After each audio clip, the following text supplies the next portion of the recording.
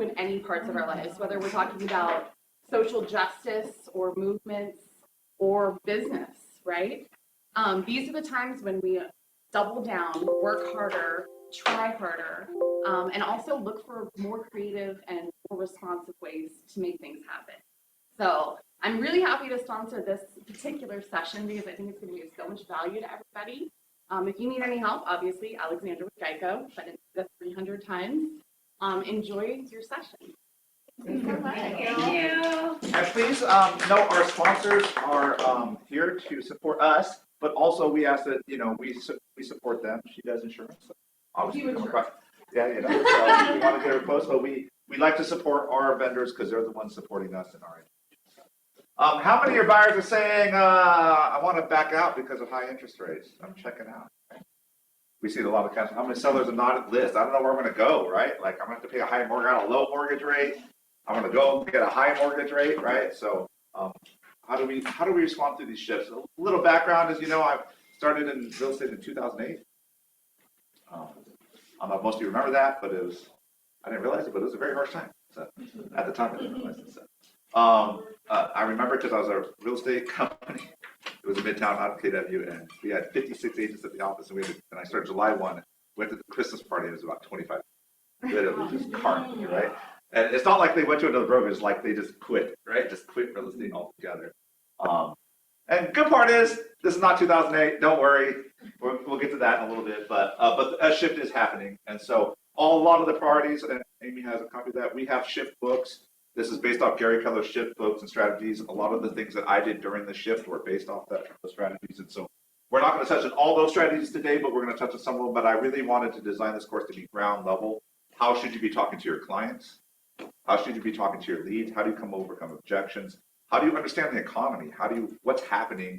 How do you explain that, right? And then we're going to go into strategies of how to find motivated buyers and sellers. Where are they? Where are these people that are still listing their homes? And where are these buyers that are still buying even though their rate is 5.5%, right? So how do you find these people? Because that's going to be the key to getting through the session. I can tell you when I was in 2009 and 10, I worked relentlessly most of my day finding people who were motivated to buy or sell. And because of that, I had great success and I built my business on it, right? So. And the reason that he has me teaching him. Sorry. I got into business in 2014, which was actually kind of like the climate that we have right now. Interest rates were at 5 to 6%. Sellers were paying closing cost credits. It's probably 1 to 4 offers per house, maybe. But all of that changed in February of 2020. February of 2020, everything shut down. And I was not only a real estate agent, but a coach. And half of my coaching clients got out of the business. And why they got out of the business is because they had never taken seriously the tactics that were in this shift book. Luckily for me, I had. And the previous year in 2019, while I was making the most money I've ever made in real estate, I eliminated expenses. I went into a referral-based business. I eliminated any lead generation costs so that they were referral-based costs only. And what that did for me is that when the pandemic hit, I didn't panic. My business had been set on autopilot a bit through referrals so that I still had business coming in, even when my business plan to throw an open house every weekend went into the tank because open houses were gone. So I was able to pivot. And the agents and the businesses that learn to pivot when a roadblock is being placed in front of you are the businesses that last. So we're not just talking about real estate, shifting your business from real estate. I own other businesses, and you might own other businesses too. This is about putting your businesses in a place where you're insulated from economic issues. You're insulated from maybe your own personal issues that get in the way.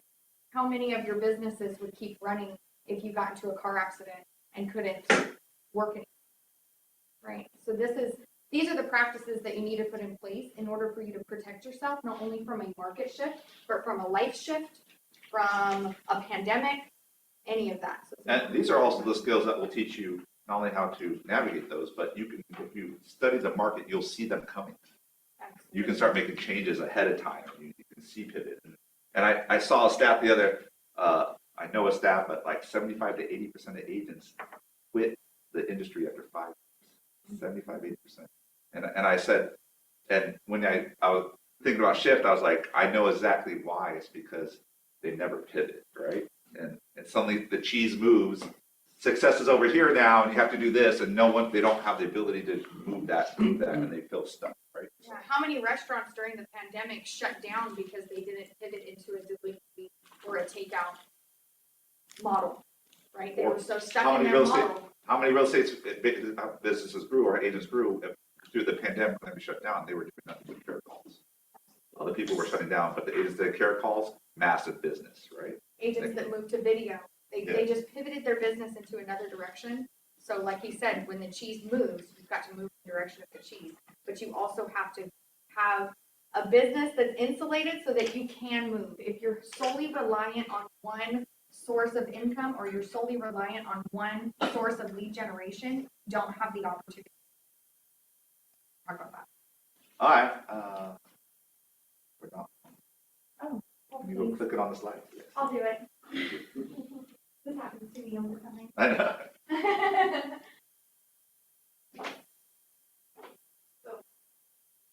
What's happening now in the economy, housing market? Are people feeling this? Inflation, 8.6%, groceries, 11.7% interest, inflation right now, gas prices, war in Ukraine, supply chain issues, Federal Reserve raising rates. It cost me $100 to fill my Lexus. It cost me $0 to fill my Tesla. Rude. I'll bring that up. So, how many of you are seeing these headlines? How many are feeling these headlines personally, right? And how many of you is causing stress in your business, in your outlook on your career, right? And so, what I'm going to have to tell you is one thing you have to do is you can see the headlines, but you have to be smart. You have to be the economist of choice. You have to decide what is really happening. You got to be able to read the market. If you let your business run off the headlines, all these news companies that you can now do, they're just trying to do click, right? They're trying to put the most outrageous headlines up there so you click on their site, and then you're going down a rabbit hole of thinking about the economy as they want you to instead of reality, right? So you got to get out of that. So how do you feel about your real estate? Your client, if you feel this way about your real estate in your business, how do you think your clients are feeling? If you feel it, how do you think your clients are feeling? Because they're stuck in some, internet news land, and that's all they're doing, right? And they're feeling so. Stop letting the news dictate your view of reality. And that's what I'm going to say right now: is don't trust those things. You have the resources yourself to be your economist and understand the industry. And I can tell you one thing that I became good at as a real estate agent is watching the numbers and understanding the numbers, so that when my clients came to me, I could tell them what's happening. I did, like I told you through the recession, a lot of investor work. Investors were coming at me saying, is it a good time to buy? Is it a safe time to buy? What's going to happen? How many of your clients are asking you, this is going to be another Great Recession 2008. Everything's going to tank. We're going to go to 50% of values again, right? How many? I know people are saying that, right? So how do you counteract that? How can you speak with confidence that that isn't happening? How do you contradict all the headlines on Fox News and CNN and all that, right? So you got to be the economist of choice. Right? Do you know that though? Yeah. I think that's Or do you really important here. Yeah. Is if you're out reading the headlines with them, and you're reading the sensations with them, that's one thing. But if you're not reading anything different, say that you aren't a news person. I don't ever read news, ever. So say that you're that person. And you're like, well, I never heard that. So what are you reading that's educating you against that? Are you reading an economic journal? Are you learning about investing? Are you learning the opportunity at hand? Are you learning about that? Are you reading articles from Bigger Pockets? Are you listening to podcasts? Are you listening to anything that's talking to you about what the actual facts are with the economy? What are the statistics showing us? Where are the trends reports going? Yeah. I think that's really important too. You can drown out all of the news that you want to drown out, but you're still going to have to speak to these issues, and you're going to have to speak to these headlines. So when I talk to my clients and they're freaking out about a new Prop 13, where you could build a second dwelling unit on your property, when my clients are freaking out and calling me and asking me, I have to be able to speak to that. And if I can't speak to that, am I the expert? I'm not. And they're going to switch it out. They're going to switch it to Zillow or Realtor.com because they can't trust their source. So you have to. So, rule number 1, to thrive in the shift, you must become the economist of choice for your clients. That means your clients have to believe that when something happens in real estate, they don't go to Zillow, they don't go to Realtor.com, they go to you. Okay? That means it's important during the shift that you are talking to your clients, your database. We're doing essentially almost care calls to our client database on our team saying, hey, we know there's a lot of news happening and inflation, war, all these things, you're feeling it. Everyone's talking dire news. Oh, would you like a consultation on what's happening with house values, what's likely going to happen in your neighborhood? And we can advise you on how you want to move forward. If you want to sell, if you want to stay, if you want to refi, if you want to do anything, we can help you with that. We just we'll be there for you for advice. And people take on, and we literally get on Zoom and we spend 15 minutes with them talking about the economy, and then they feel better. But what does that do? Even if they're not buying or selling, what does it do? It locks them in on us. That means anything that changes in the business, they're coming to us about it. They're always going to text us. They're always going to call us when they think about houses, right? So that's what you want. And this means you must study the market consistently so that you can share information in a calming way. I don't even want to call it a market shift. I want to call the markets calming down. We literally went through the most transactions closed in any year in the history of the United States. 6.3 million homes sold. Most ever in the United States. Yeah, anything down from that is not bad. We were just going 120 miles an hour. Yeah, we need to slow down a little, right? So it's getting a little dangerous, right? And so you'll see why we're talking. So what is a shift? A shift is the normal economic real estate cycle moving back and forth like a pendulum between the seller's market and potentially a buyer's market, just like a pendulum swings back and forth, okay? So think about that. Remember, economic cycles are always cyclical, including housing. It always will go back and forth. You, as a real estate agent, need to understand that and pivot when that happens. So let's talk about this. This is an example of pendulum. This is related to inflation. This is what's happening now, why we're in this inflation area. Back in 2019, the market was actually starting to slow down a little bit, actually. I'm sorry, 2020, into 2020 with COVID happened. It was actually starting to slow down. We were predicting a recession might come up in 2020, actually, because we were seeing it slow down. COVID happens, everyone panics for 3 months, and then people start figuring out, and the smart people got back in the market, and now they have $100,000 equity, right? But what happened was the rates were low, and the economy was slowing down, and so, but they were worried, right? So normally you lower rates to prevent prevent recession. So what happens is the government, the Fed, they'll say, we need to keep rates low so that people spend more money, right? Money's cheap, we're gonna go buy houses, we're gonna buy cars, we're gonna get loans, we're gonna do all these things, right? That stirs the economy up. When COVID happened, the government got scared and they made the rates go, they were already trending low and they made them really low. They literally put a bunch of money into the mortgage market and they shoved them down in the 2% range. And they did that because they were scared the economy was gonna tank because no one was working and half the people were laid off. And they were scared and they shoved in here. The problem with that is you do it to prevent recession, but they put so much money in there and it was already trending that way. What happens when you put a bunch of money in? You overheat the economy. So many people happen, and they didn't predict something else, is that when COVID happened, people realized they don't want to live where they want to live. They want a different house. They want a house with more space. They want to live rural. They don't want to live in the city. They don't like walking around with masks, right? You know, whatever the case is, I want to live in Idaho because California's too crazy with their mask mandates, right? They all wanted to move, and so what happened was there was a great movement because everyone wanted to move, and they had the ability to move because everyone had money and there was super low rates. And that's how you get the hottest economy you've ever had in real estate. Right? And think about that. And what happens though is if you give everyone money, it overheats the economy. Right? And suddenly car prices are crazy, right? I mean, I leased my Tesla. I leased it in 2019. It's coming up 3-year lease. I leased it at a $680 payment. If I lease that same car right now, it's at $1,200. I think that's a really important factor to think about. Everybody went remote. What happened in the pandemic? Everyone went remote. These are when we talk about looking for the shifts or looking for the trends. This is what we're talking about. You have to pay attention to human behavior. So we shut down.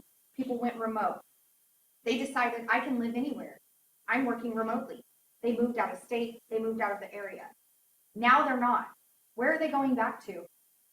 Now they're all going back to opposites. Why do you think cars are so expensive now? Because everyone's out buying a car. You can't even get an electric car right now. Why? Why are people buying electric cars? Because gas prices are up. So human behavior is what you have to study. What are people going out and doing? And then you can trace it back to an event that has happened that is causing them to do that. And that's how we come up with the market. That's how we watch market trends. That's how we predict and make predictions. So basically, right before COVID happened, the market was swinging this way, and the government came in and like pushed it back with a lot of money.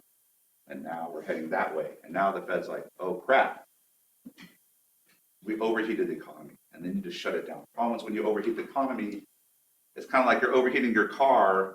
You can't really just go real slow and hope it gets better. You sort of got to shut it down, right? And they're being aggressive because they need to really slow it down.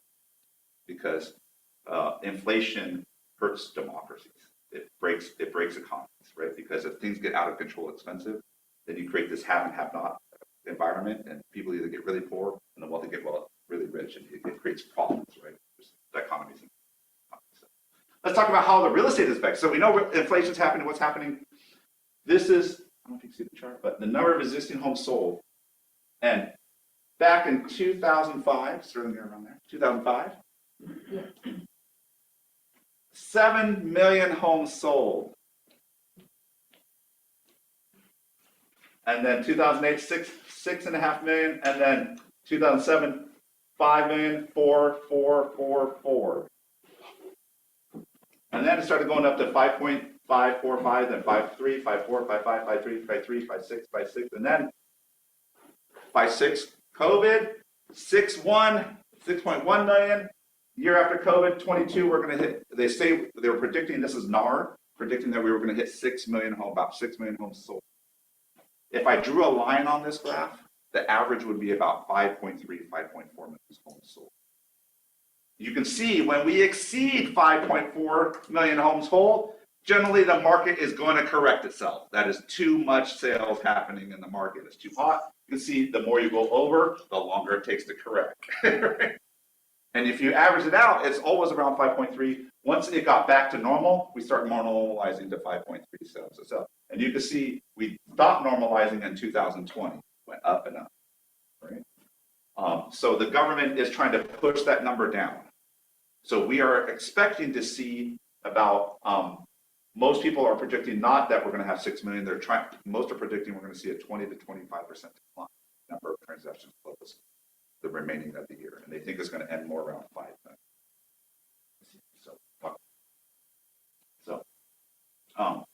But then you have all that news, but then you're like, there's weird stuff happening. Like, this is not your typical recession.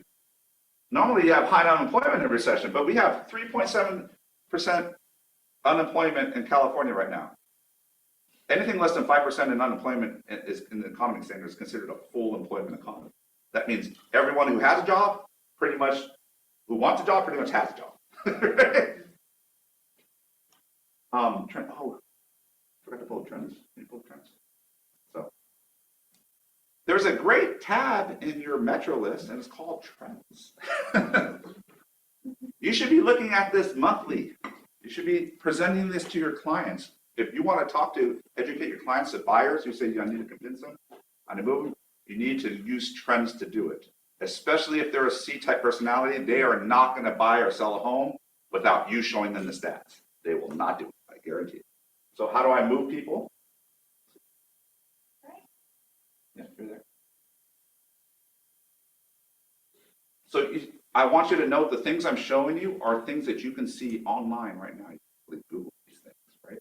So every month the stats get revised around the first week of the month. And so around end of the first week or second week, I usually go and look at the stats. What happened with home sales the previous month?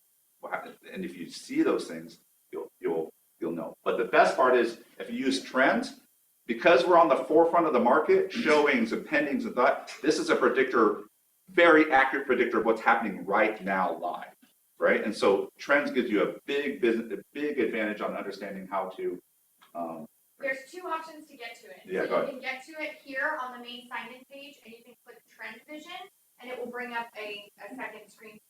Or you can also go into Prospector Plus, where we're all very familiar with. This is where we find our listings, right?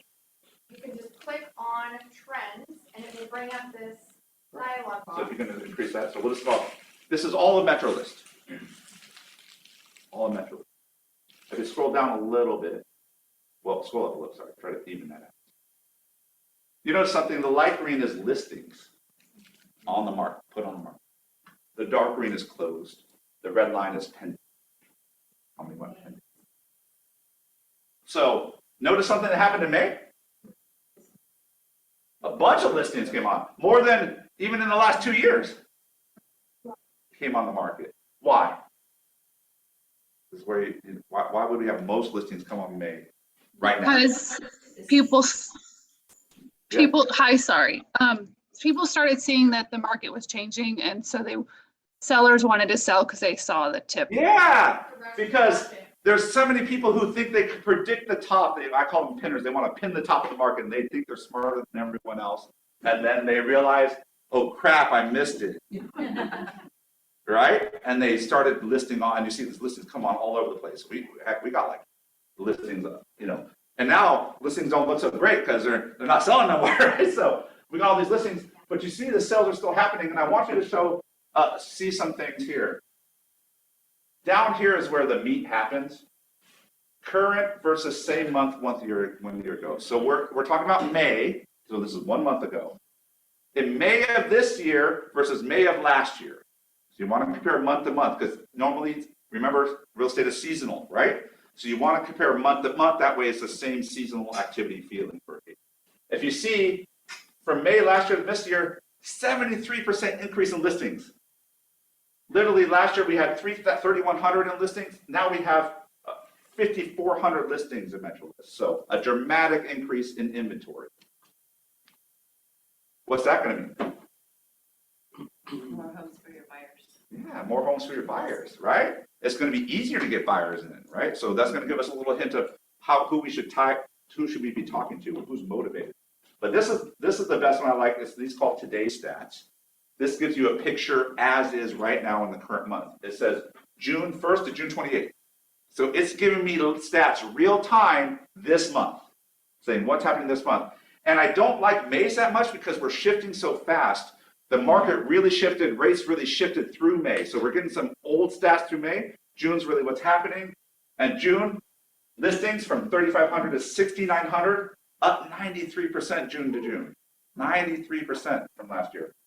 Pendings and closes down 25.26%. What's that telling you? People are overpricing their properties. So there's a lot of people who they realize the kind of changing, they're getting the listings done, but some buyers have checked out, and buyers are being more choosy, right? Right. So what does that tell you? We're probably going to see the full effect because you can say right now everyone's feeling the inflation, they're feeling all the stuff.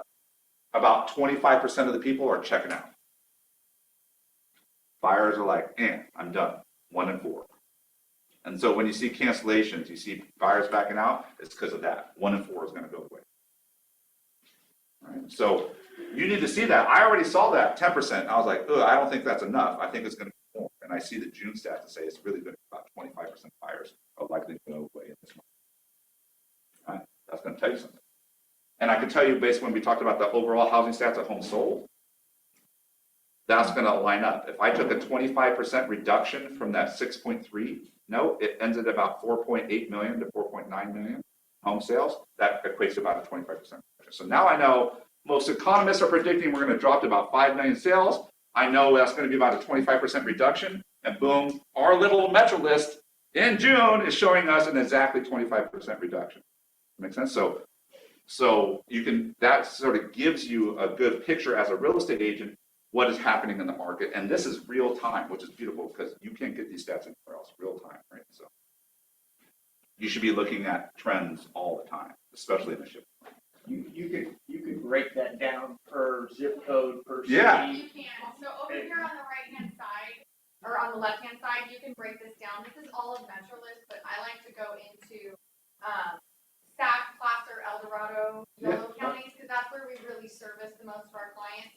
You can break this down through zip code, you can break it down through Property type. Yeah. property type, you can even go back 15 years. I absolutely love going back 15 years and providing this report to my clients and giving them some perspective on the real estate market. But one thing that you can do with this as well is if you're new to graphs, you can read this quick guide on each of these graphs. So at the top, you'll see that each graph, they have it here. You can click on these, you can save them, you can use them for marketing. There's a quick guide to help you understand how to read the graph. And then there's also market highlights that will explain to you. What? Market highlights. One more thing. My favorite piece to this is the market summary. I like to do this for every listing presentation and buyer presentation that I have. So you put in your information and it will create a PDF that reads just like a story. So I can provide this to my clients. So if you want to be the economist of choice, this is an amazing report that you can print out and you can email it and call all your clients and say, I just sent you a really important email. If you're wondering what's going on with the real estate market, I have a report here for you. Please read it. And it reads just like a story. The number of for sale listings was up 72.9% from 1 year earlier. I read this every month. So that way when I talk to my clients and I'm at a party or the bar or anywhere, right? You're at a friend's barbecue and they say, how's the real estate market? I don't say it's a great time to buy and sell. I say, well, listings are up 72.9% and it's crazy month over month. And I start going into that. And what do I look like now? Expert. Yeah, The expert, expert, right? I'm an expert versus a salesperson. So that's part Now I'm of my, consulting. that's part of why we're talking about being skill-based in your real estate, as a real estate agent, being an economist of choice. So going back, I want to show a little bit of the trends. So this is perfect. Look, even last year in May, how many days on market on average? Anyone see that? 15. That's still really low. That's even low compared to January this year, right? So think about homes, if they're priced well, are still selling. In fact, 102% average. That means the average offer, accepted offer to list price is still averaging 2% above the list price on average in the list of May. I suspect that will change in June a little bit. But still, you can see there is strong buyer activity, even at 75%, right? So think about that. It's buyer activity was there, really strong. It was super inflated, and now it's just going back to normal. But we're still having strong stats, right? So the listings that are getting sitting on the market, that means that they're overpriced, right? They're sufficiently overpriced. The ones that are priced well for the condition, they're selling. And in fact, if you put it a little under market, you're probably going to sell over list price, right? So probably people are having very different experiences, but you're probably going to have to get good at getting your seller to a good price. Otherwise, it's going to sit. So those skills are going to be important as well, right? So you can see right here that it's at 100, and last year it was at 104. Yeah. So we are seeing. So even in June, we have most of June done. June's still coming in at 100% of list price on average. On average. So everyone's like doom and gloom. We're in a doom and gloom shift market. Rates are high. Everyone's scared, and buyers are averaging 100% of list price on their offers. So if you're reading the headlines, you'd be thinking that's 75% of list price, right? When in reality, that's not what's happening. Right? And this is why I bring this report into my buyer consultations and my seller consultations, because I don't want them to be thinking that I'm just telling them what I need to tell them to get them to sign on the dotted line. Here's statistics pulled directly from the MLS. They don't lie. These are the numbers. Sir, I'm not going to be able to get you 11 offers at 108% list price. We're going to have to make sure that we price it right. Buyer, you may be hearing of price reductions, but the average home is selling for 100%. So let's not go into this thinking that we're going to find. Yeah. So you think about, buyer consultations, listing appointments. You should be talking about these stats with them so that they understand where the market is, because they're reading headlines, not reading stats. Right? Yeah. So I will know. Go ahead. Go to months of inventory. Oh, I like this one. Sales price versus list price. Yeah, that's where they're really far apart. The inventory spiked, we knew that, listings higher, right? 1.4 months. Does anyone know what the standard is for buyers versus sellers? Typically, anything less than 5 months of inventory is considered a seller's market. Anything from 5 to 7 is considered a balanced market. Anything above 8 months is considered a buyer's market. We're at 1.4 months, even with a 92% spike in listings. I want to note that. People are like, listings going crazy, market's going to change. We had almost 100% increase in listings month over month from last year, and still we're at 1.4 months of inventory. That just shows you how bad we have a lack of housing inventory right now, right? So I just want to note it when people are going to panic, we have to go to 5, 7, 8 months of inventory before you're really going to see price reductions happen in the market because there's more buyers than sellers, right? Yeah, the price reductions that you're seeing right now are because sellers want the height of the market, and also because maybe the agent isn't having proper kinds of conversations with the sellers about pricing. Maybe they're not showing them this report. Maybe they're not having. And that will lead us to how to find listings who are motivated buyers. So we're going to talk about that too. All right, so this is trends. You should be checking that regularly. You should build it into your buyer and seller consultations. Okay.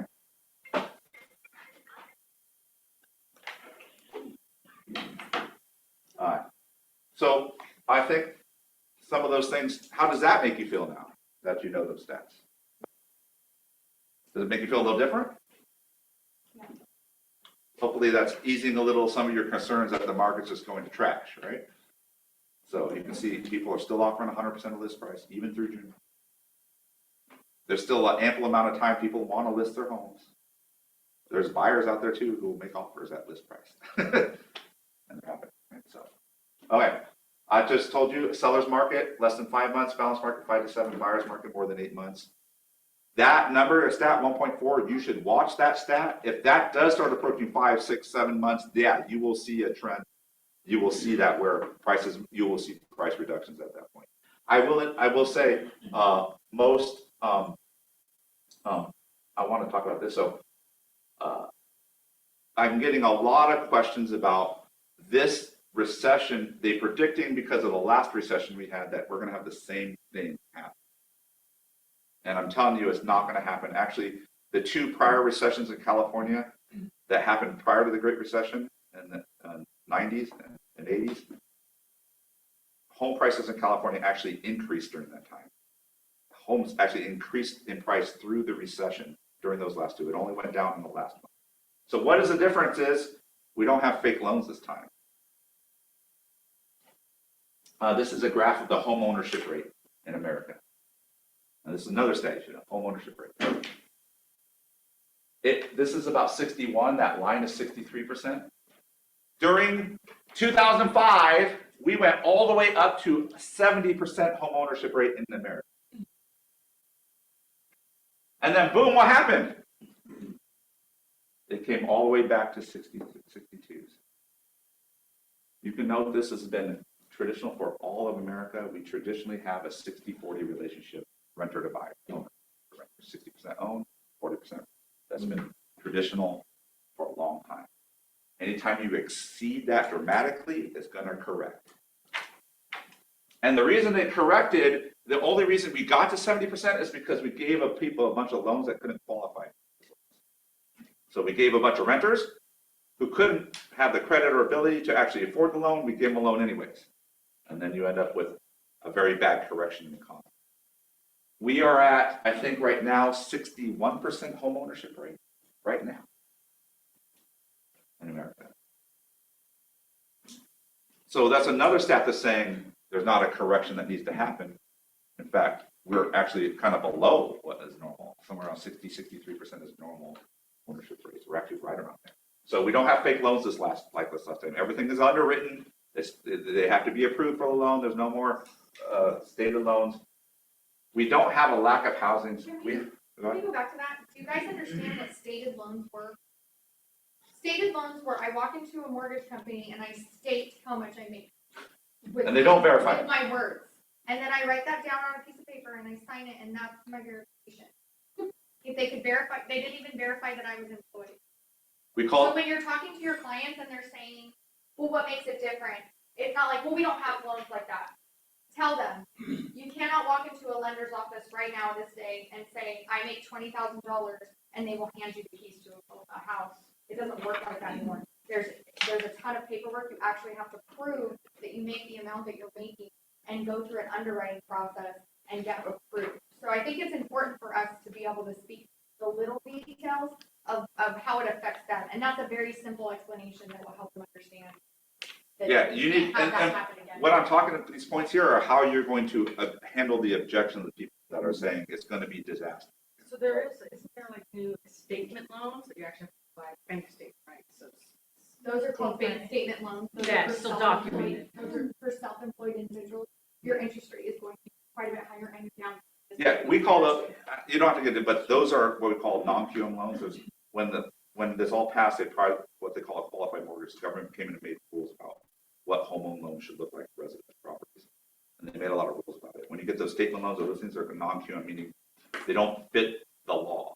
And you can, but you're going to pay a lot more money for those, right? And so those loans can be out there, but they're not by far the majority of the loans. They're a very small minority.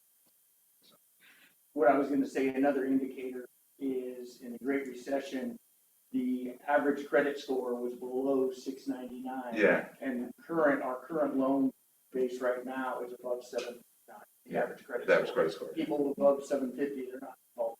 Yeah. At least in most Oh, most of them are not yet. So yeah, the credit profile. And I tell people even about this time, the people that were coming into Sacramento mostly were a lot of Bay Area, and they were selling their home down there. And there was a period of time in Sacramento that they were putting on average above 25% down. Our average price point was 500 something. That means they were putting over 100,000 down on the home.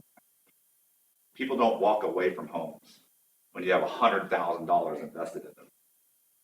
They stick with those homes, right? So that's important to see. And I told people it's not a temporary thing. This is a gentrification. Wealth is being transferred here to there to here. That's not a bad thing, but it is pricing people as permanently setting homes at a higher price because people have. This is key.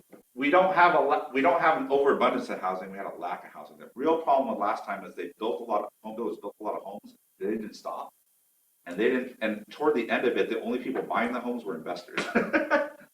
And they built too many homes for the amount of people. The problem this time is that scarred them so much, and someone who went bankrupt that they stopped building homes. They got scared. The builders got PTSD, and they stopped building homes for a long time. And now we have a lack of homes. That's why you see that's why homes with a bedroom and bathroom downstairs are so popular, because now we have multi-generational. Because it's too much money to live separately. Right? We have to live together. Homes started becoming blended a lot because of that. Back then, because there was too many homes and too many investors getting stretched, they could get rid of their $4,000 a month mortgage and move into a rent for $2,000. And I could say, I'll walk, I'll cut my expenses by $2,000 and I'll have a great house anyways, right? Now you can't. What are rents doing? More than your house payment. More, yeah. And actually, I'm buying a rental right now. And I can tell you, they're projected to go up a 3% next year and a 3% after that. So one fundamental difference is there's no easy exit for people. People are, the only real exit, not to rental and not to foreclosures, the only real exit is selling, right? So it's different. Lack of revenue means rents are high. The market, I want you to know, this market was created artificially. It was created because the government put a bunch of money in there and manipulated the market. And now they're trying to do it. We have to run this extra money through the system? Yeah, we have to get it through the system. But it's not because we overbuilt and because we had speculative loans. It's because the government shoved a bunch of money and now we got to overheat the economy, got to slow it down, right?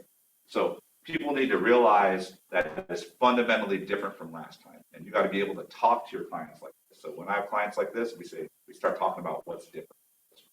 Why is this? You do this a lot of investors, right? If you have savvy investors, they already know this, right? They already know this. They know it's different. It's a shift, I'm buying, right? So. Yeah, I think it's important for all of us as agents to understand the Dodd-Frank Act and what that meant, because that was a huge portion of what changed the real estate market and the lending market after the crash. So go out and do your research on that, and then you'll be able to speak with more on an expert level about this. But you got to be able to make these points to your buyers to get them off the idea that the market's going to crash. So. Did I mess it up? Okay.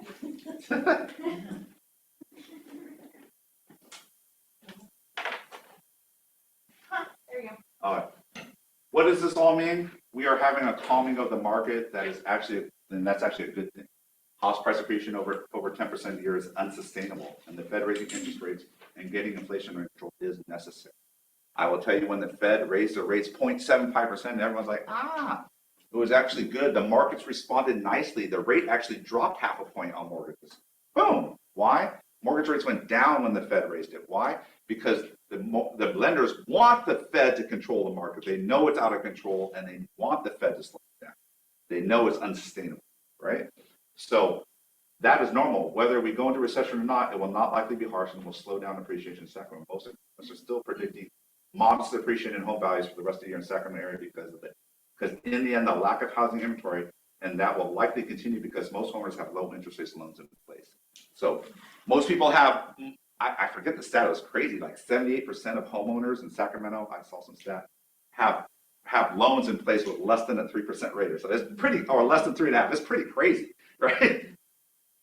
You're gonna have to move, unless they really want to move, they're not gonna move because whatever rate they're gonna get is gonna be more than that, right? So they're gonna have a live event to have them move. So we're gonna talk about that. But you need to understand that lack of inventory is going to be here. That's why everyone's like, oh, it's going to be buyer's market. We're at 1.4 months inventory. Even we're at 100% increase in listings. It's because we still don't have enough homes, people selling homes. And the only thing COVID did was put more people stuck in their homes, right? People bought their homes and they're happy with the rate and they're going to stay there, right? So you need to have some sort of understanding of this. You need to have this grocery store discussion. You got to be able to have this discussion with your buyers at your buyer consultation. So, and we will get you these slides. Don't worry.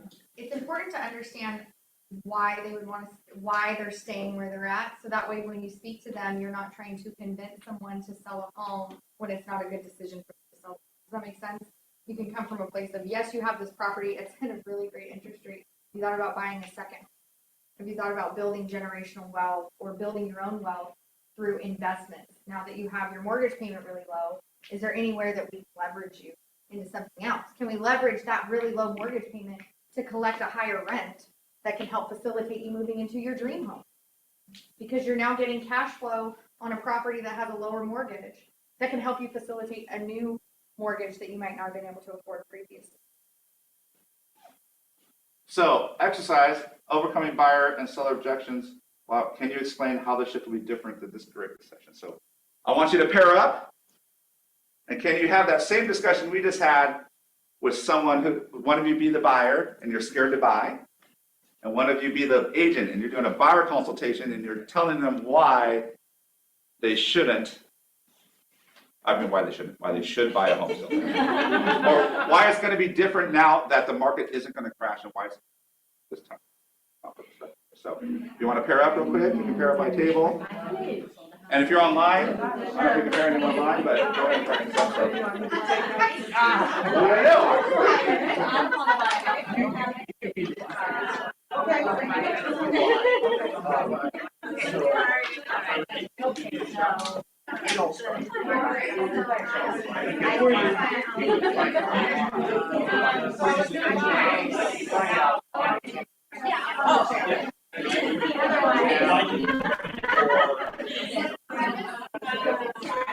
Want to do it together?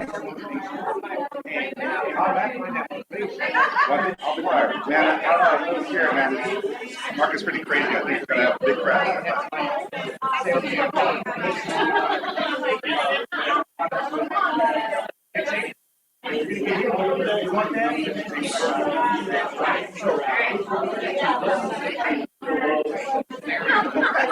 We can work on that.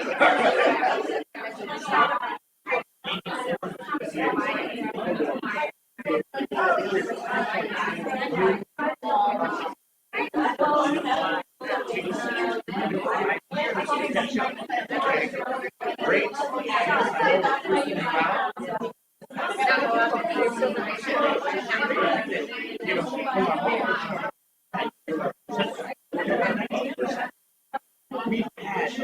had guys, how about you switch? So if you were the buyer and you were the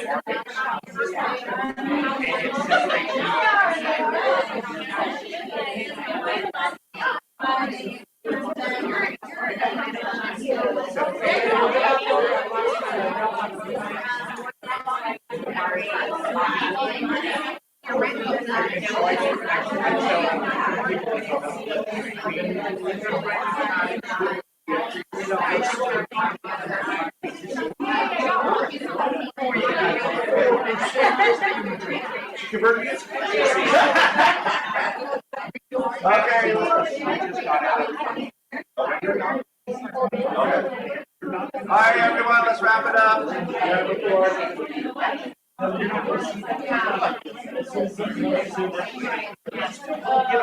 want to hear from you guys.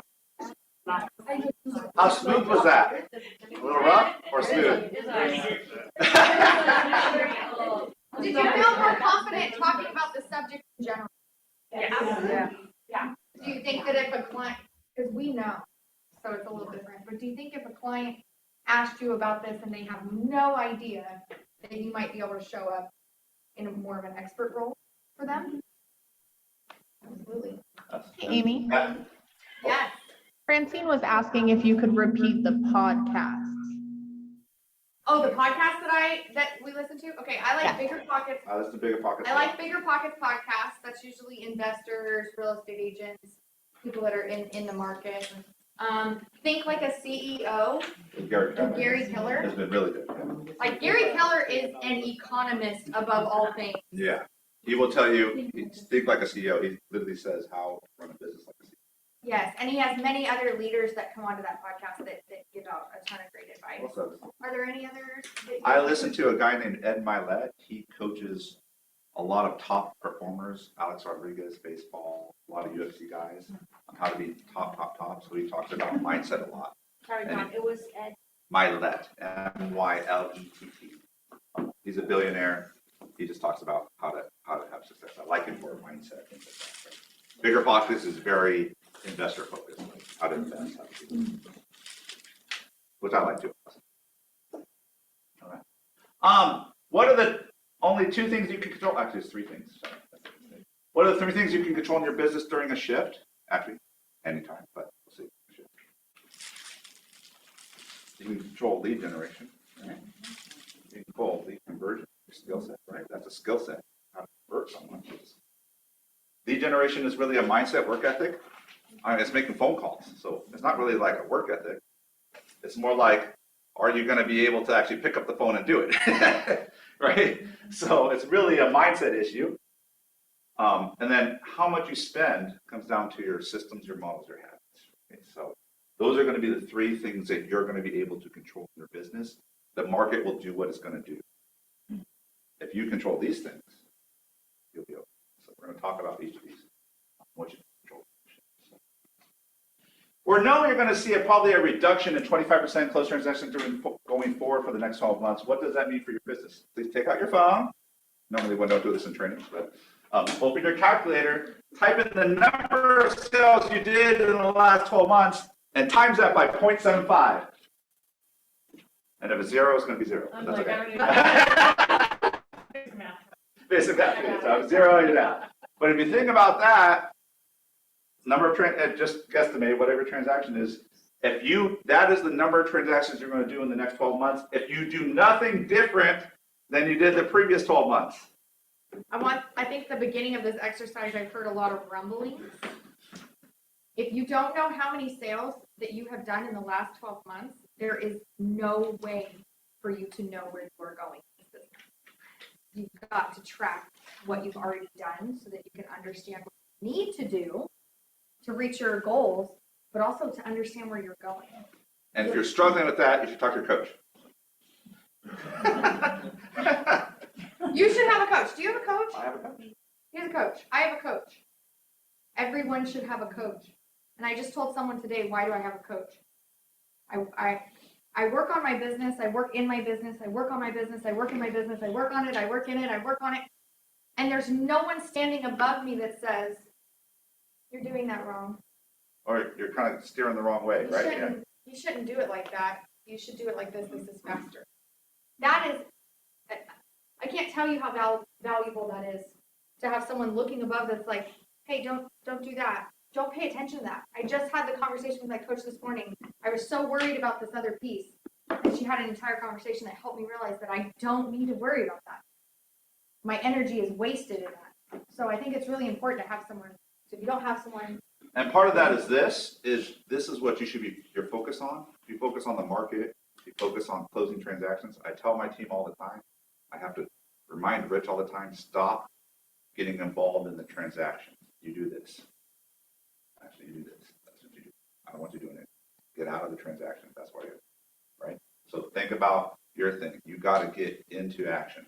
So when you're talking about how do I focus, I don't put my energy there. You need to put your energy on things you can't control.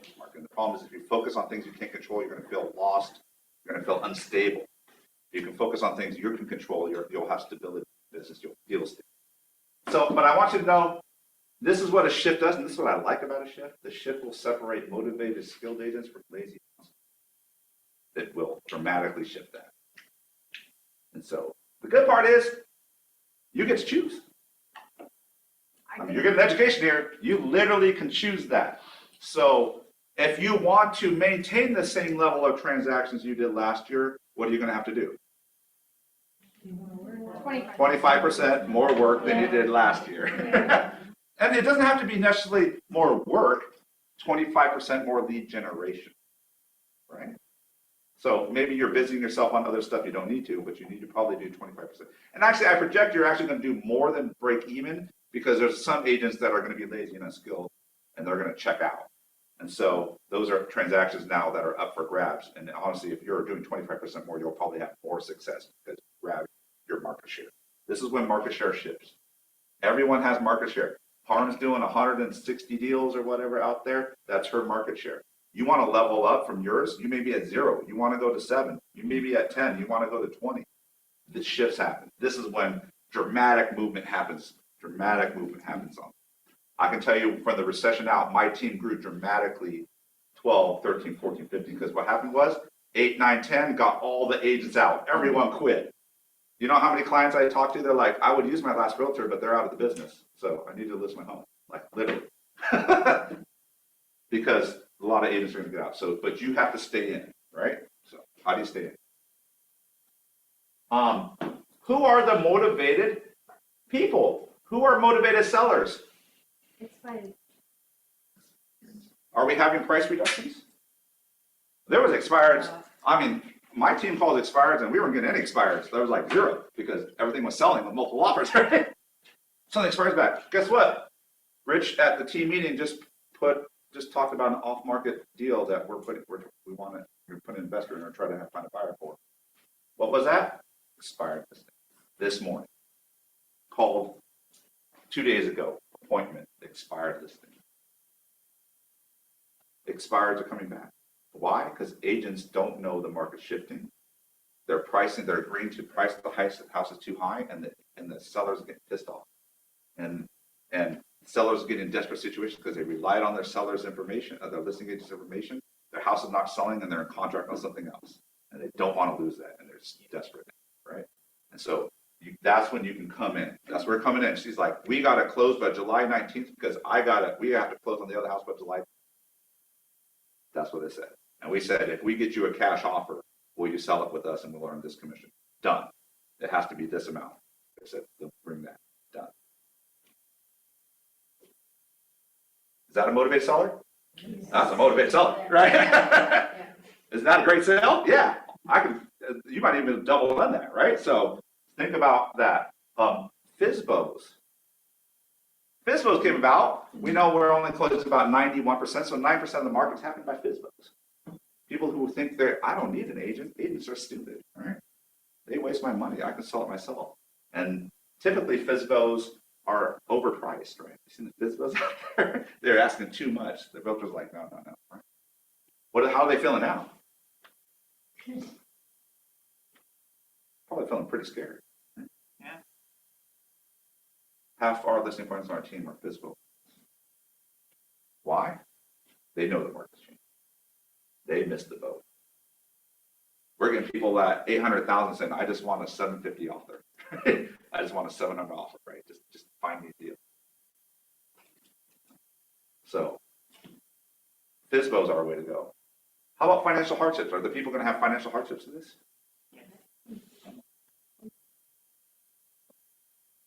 But I'm going to say this much. Everyone's like, REOs, short sales. I want to tell people. How many people are underwater right now? I think it was I saw a stat was like 0.0. It takes 2% or something like that. It takes 900 days for a bank to foreclose on a property. 900 days. So are foreclosures a viable business to get into for the next 90 days? Probably not, right? Go after. But I can tell you, anyone who's getting a 30-day default notice, a notice of default on our house, which is a public action, so that's recordable. So you can find there's services that can do that, and we'll talk about that. They're just sticking their head in the sand, honestly. They probably are. They could sell their house, pay off all their back debt they owe, and still walk away with cash, even after paying commissions, and they'll be fine. They're just sticking their head in the sand because they're just scared, and they need someone to walk up and say, "It's okay. We're going to fix this, and you're going to have cash, and you're going to be in a house right after this. That's a beautiful rental. And honestly, if you want to buy a year from now, you probably can." My listing, I just signed a listing agreement. She's in the foreclosure process.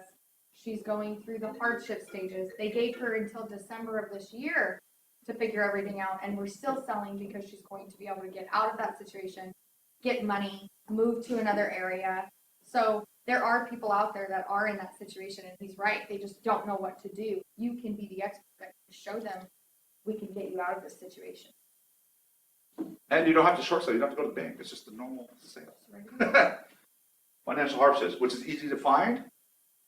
Also, personal hardships. These are the ones that are always the base of real estate. And I want you to understand that. The reason that even in the recession, we're at 70% of homes sold. There's still 4 million homes selling every year in the worst recession we've had in 50 years. Why? Because there's things that always cause sales. 70% of the market is mandatory, like people have to sell. Like it's divorce, job relocation, transfers, death, right? Like people are being forced to sell despite the market, right? And that's why you see in the Great Recession, 4 million homes still selling. They're still selling because in the end, there are people that have to move. No one wants to list in a down market, but they will if they have to, right? So those are called motivated sales. This is about, so think about that. Easy listings here. You have people that already want to sell, right? These people need to sell, and these people need to sell, right? You just have to find them. So, everyone agree? Any other seller ideas people have? Do you agree these would be motivated people? So if you want listings, you should be targeting these people. We've given you FSBOs and expired scripts. These are the current FSBO and expired scripts my team uses on our phone calls with these people. Literally. Do you think you're going to have to get skill-based if you're going to call people who are expired? They just had a horrible experience with their previous agent. Do you think they're a little miffed? Yeah. Do you think you're going to have to approach them in a different way than you traditionally do? What about FSBOs? They think you're worthless. Do you think that's going to be a different conversation? Yeah, that's a different conversation. But did you know over 90% of FSBOs sell with an agent? They start as a FSBO, but they end up selling with an agent. And they sell for 89% Yeah. of what they could have sold. So think about those things, right? If you're going to talk to a FSBO who's overpriced, do you think that's a hard conversation? Do you think you'd have to have skill around that conversation? Yeah, show the statistics and trends. Maybe. I found most FSBOs know they're overpriced, especially in this market. They know it.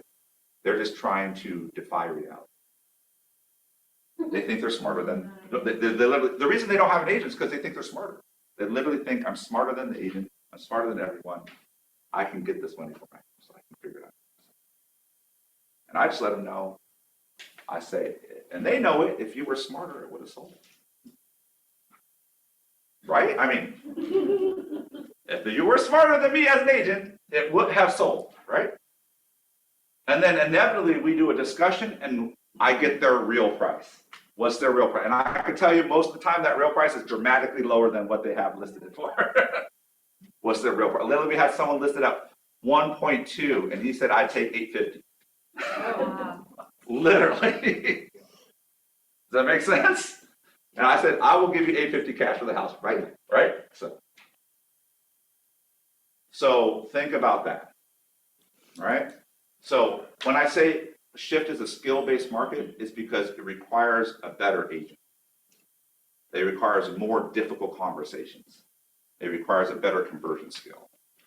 So when I say lazy, unskilled agents, it's because lazy agents don't practice these scripts. Literally, our ISA and Rich on our team, they practice this 3 times a week. They get on a call, and Rich throws objections at him. He has to do the scripts. 3 times a week. Think about that. If the top, I know the top teams are script practicing too. If the top teams selling hundreds of deals a year right now are script practicing multiple times a week, what do you think you should do? Script practice. Yeah, practice your job, develop some skill, right? So, okay. So how do we find these people? I mean, we know these people are motivated. We know they're probably going to be motivated in the shit. So how do we find them? So expireds. I wanted to say something Okay. about script practice really Yeah, quick. yeah. Sorry, it just came to mind when Alita said that. So it's going to feel unnatural. The scripts you're going to read, you're going to say, I don't believe this. It happened to me when I was a newer agent, or actually I joined a team after being in business for a couple years, and he was telling me to say things and I didn't believe it. I didn't believe what I was saying. Well, that's because I hadn't said it enough. So I just started practicing in front of the mirror of saying the scripts that I needed to. I didn't have a partner. And once I believed it, that's when I could deliver it in a different way. So script practice is not just for memorization, it's internalization. It's for you to actually believe it so that you can deliver it in a powerful way that makes people believe you too. And I want to note that it is more about belief. Most people that have trouble with scripts is because their ego's coming in front. They're saying, I can say this better, or this is not, they're making judgment on the script saying, I either say this better, or this sounds too salesy, or this is something, and they're making excuses to actually. I can tell you our scripts get modified probably once a month based on our conversations we're having live. That's what we're saying right now, right? To convert leads to appointments right now, right? So don't, I guess what I'm saying is, we have people right now in our office making millions of dollars in real estate doing this, and you're saying I'm smarter than them in real estate. That's literally when you refuse to script practice, that's what you're saying. I'm smarter than them about real estate because they don't need Oh, Rich. Rich, how many times do you practice scripting every week? Minimum 4 times. Minimum 4. I'm doing with a team Tuesday, Wednesday, Thursday, and then I'm also with Herbal, and then both we have time there. Practice your scripts. So when I say skill-based, that's what I mean. Okay. How do you find these people? Expireds. You can go call and knock on them.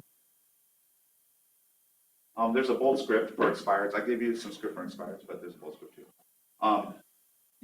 You can go into match group coaching. There's a match group coaching session just on expireds, how to convert them. You'll need services to find, well, you can go on, if you want to go door knock it, the best things I've seen, and I'm going to say, okay, let me back up.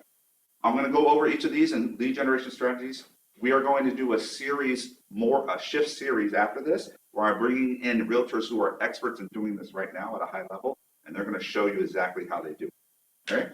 So we're going to have a series through the rest of the year, high-level agents doing these activities so that you know, like, how do I do expire? How do I do FSBOs? Right? So, but I'm just telling you, the best expired systems I've seen is where they knock the door. They're literally up there like 7 a.m. in the morning, and they're ringing the doorbell. Expires. I don't ring the doorbell. We call, but the best I've seen is you will likely need a service though. Those are examples: Vulcan 7, Mojo, RedX. You'll have to pay a fee because a lot of times they'll go expired, but you won't have the phone number. Those services pair the data phone number with the things. If you want to just knock on the door, you can do that as well. FSBOs. Most of those systems are going to give you trainings. They're going to give you scripting. They're going to give you what you need. They want you to be successful, so they need their system. So the resources are out there for you. Same thing with the FSBOs. You'll want a service. You'll have to pay for this. Vulcan 7 Mojo, the RedX that do it. We're using Vulcan 7 right now on my team, but I know other teams using Mojo, and I know other teams. I've used RedX. Yeah. So there's a bunch of services for FSBOs. Even they already gathered the FSBO data. They put the names and phone numbers to them, and they give you those lists. So you'll want to get those services so that you can just sit there and make those calls. I think it's important too. The reason that they provide services is that the amount of efficiency that it gives you is paramount to you getting this done. Because when he says that the best teams go knock on the door, that's bold action, right? That's bold action. They're not sending a mailer. They're not whispering in their ear. They're standing in front of them and they're knocking them on, and they're face to face and they're saying, I'm here to do the work. I think that's important too. So when we're talking about lessening 25% of your transactions are going away. So if you're door knocking 50 doors, it's not enough. You need to door knock 100 doors. We have agents doing mega open houses. They're dropping 500 flyers per open house. That's why they're successful, because they're taking bold actions. Yeah. And that's what you're going to have to do when we talk about 25% more. Yeah. This is the 25% right there, right? Like, take the 25% more. What would someone do, and then what would someone who's doing 25% do, right? So financial hardships, database. The people who have to move, we see all these required moves, they're going to be people you already know in your database. People don't. You should, if you're not farming your database at a level of 36 touch a year and calling them quarterly, you're insufficiently. You should be turning over your database every 3 months. That means everyone in your sphere and database should be called at least once a month, once every 3 months. If you're not doing that, you're not doing 25% more because other people are. So, financial hardship, you'll get that. Also, you can get that with a 90-day notice list. You can guide those, like Property Radar is one service. There's services that will provide notice of defaults on people's homes, and they'll pair the phone number and data to that person, right? So call on those. They know it. It's often hard. I found you often have to knock that door to get them to actually talk to you because they're ashamed. If they get to 90-day notice in this market, they're ashamed of something. They're scared of something. You got to catch them, right? You got to catch them and intervene in that cycle. So you'll also know that in farming. How do you know? Because why? Because they stick 15 notices on the door, right? And if you're farming a notice like this has a bunch of notice of defaults. Right? Personal hardships, that's your sphere, door knocking, farming again. Death, probate. Probates are a unique proposition. You need to go after attorneys. There's also there's probate filings, and they'll get lists, and people will pair data with that, mail, and try to talk to those people as well, because you don't need the person's dead, you need the heirs, right? So there's people scraping the court data, right? For that. So you'd have to sign up for a service you wanted probate as well. I put this in here because I think this is a unique opportunity, because I saw this in rates, because I watched the interest rates. Move up to jumbo. Anyone seen jumbo interest rates?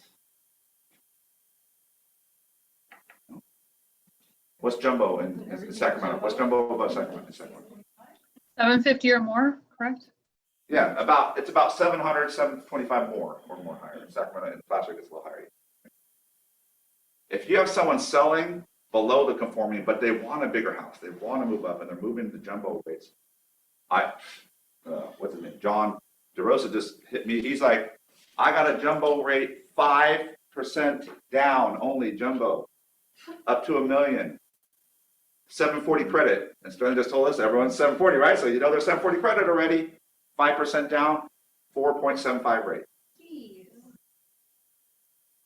If you shop your jumbo loans are in the 4s. That's nice. Conforming loans are in the 5s. So think about that. If someone moves to jumbo, we know that market's soft already, right? The top market is soft. If you're going to a luxury home, can you negotiate a fat credit likely? You can take that 475 and buy down more if you wanted to, right? Say, I want 2% back to buy down the loan, and I'll get it to low 4s, right? So you can probably put a deal together that's a large deal, a sell-buy, if they're going from conforming to jumbo, because rates in jumbo are things. That's what I want you to know. Even commercial, we can talk about savvy investors, but I have investors still buying because rates on the commercial side for multifamily are still in the 4s. So you have to watch the market. The people in the residential conforming are reacting harshly, but the jumbo, there's a lot of money there, and there are people who are desperate, and they're fighting for that money, so they're pushing rates down. I think it's important to expand our mindset, and that's why it said lead generation is about your mindset. Expand your mindset on what people, and don't assume that people have the same financial odometer as you do. Yeah. Don't assume that they don't have other goals with their real estate other than selling their home. This exact person could put their home on the rental market and fill their previous loan obligation and then move into a jumbo at a lower rate and get their dream home. Maybe they're combining families. You never know. There could be so many different scenarios that could apply to them that they have never thought of before. And now you're creating wealth. Now you're becoming an advisor, a financial advisor. This is high dollar properties, right? So, And honestly, we're moving into that high dollar property. I'm sure the jumbo loan rate, the jumbo loan amount won't stay where it is, but I think FHA goes up to $698. $698. And then anything above that is jumbo. They have to get into a jumbo loan. So it's important to consider that. Exercise. I want you to answer 2 questions. You can take notes there. What do you need in your database to find the motivated seller? What do you need to do your database? That means the people in your phone right now to find motivated sellers. What are you not doing now that you need to be doing with your database now? I want you to write down. And then you should be touching at least once a quarter, and you should have a 36 touch program on your sellers. If you're short of that, I need you to write down what you're going to do in the next week that is going to change that. And then also, we talked about listing strategies. What I advise you to pick one listing strategy that you feel comfortable implementing, right, in your business. And if you're brand new, I would just stick with database. Honestly, most of the people are going to be in your database. So if you say, you'll notice database will pick up most of the financial hardships and personal hardships anyways. If you just lose your. If you want to do more, then I'd say going after expireds and FSBOs or even investors would be a great way to find listings, right? So, like, Nada, you did a buyer seminar? No, you did an investor seminar and got 2 listings, yes. Right? So, investor seminar got 2 listings, right? So exactly. This means 1031 exchange. Yeah. Buy. So what are people thinking? What strategy do you guys like? is an interactive course. No one? I don't want to call FISBOs. I don't want to call Inspire. That sounds scary.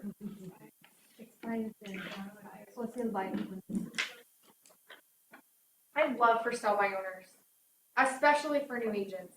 It's fantastic. They don't know what they're doing any more than you do. They think, And all you need to know is statistics. I'm telling you, statistics can get you very far when you're talking to people. 89% to what I can get them. I can sell at 108% list price. That's what my MLS says. My personal statistics are. So when I talk first, and yours is 100, because you're on par with the MLS, right? So when you're calling up for sell by owner, you already have the advantage. You can already get them 11 to 12% more than they can get themselves. That's a beautiful thing to lead with, and they don't know that statistic. It's on the NAR website. You can find it at any time and you can email it to them and show them. But that's huge. You can pay for your commission right there. Your commission's included and you're getting them another 6%. So you have all the leverage you need as a real estate agent to help them. You just have to make the call. anyone picking any other strategies? How does everyone feel about their database? If you stopped and called everyone in your phone over the next 3 months and did a care call, do you think you'd buck the trend and have a massive amount of business?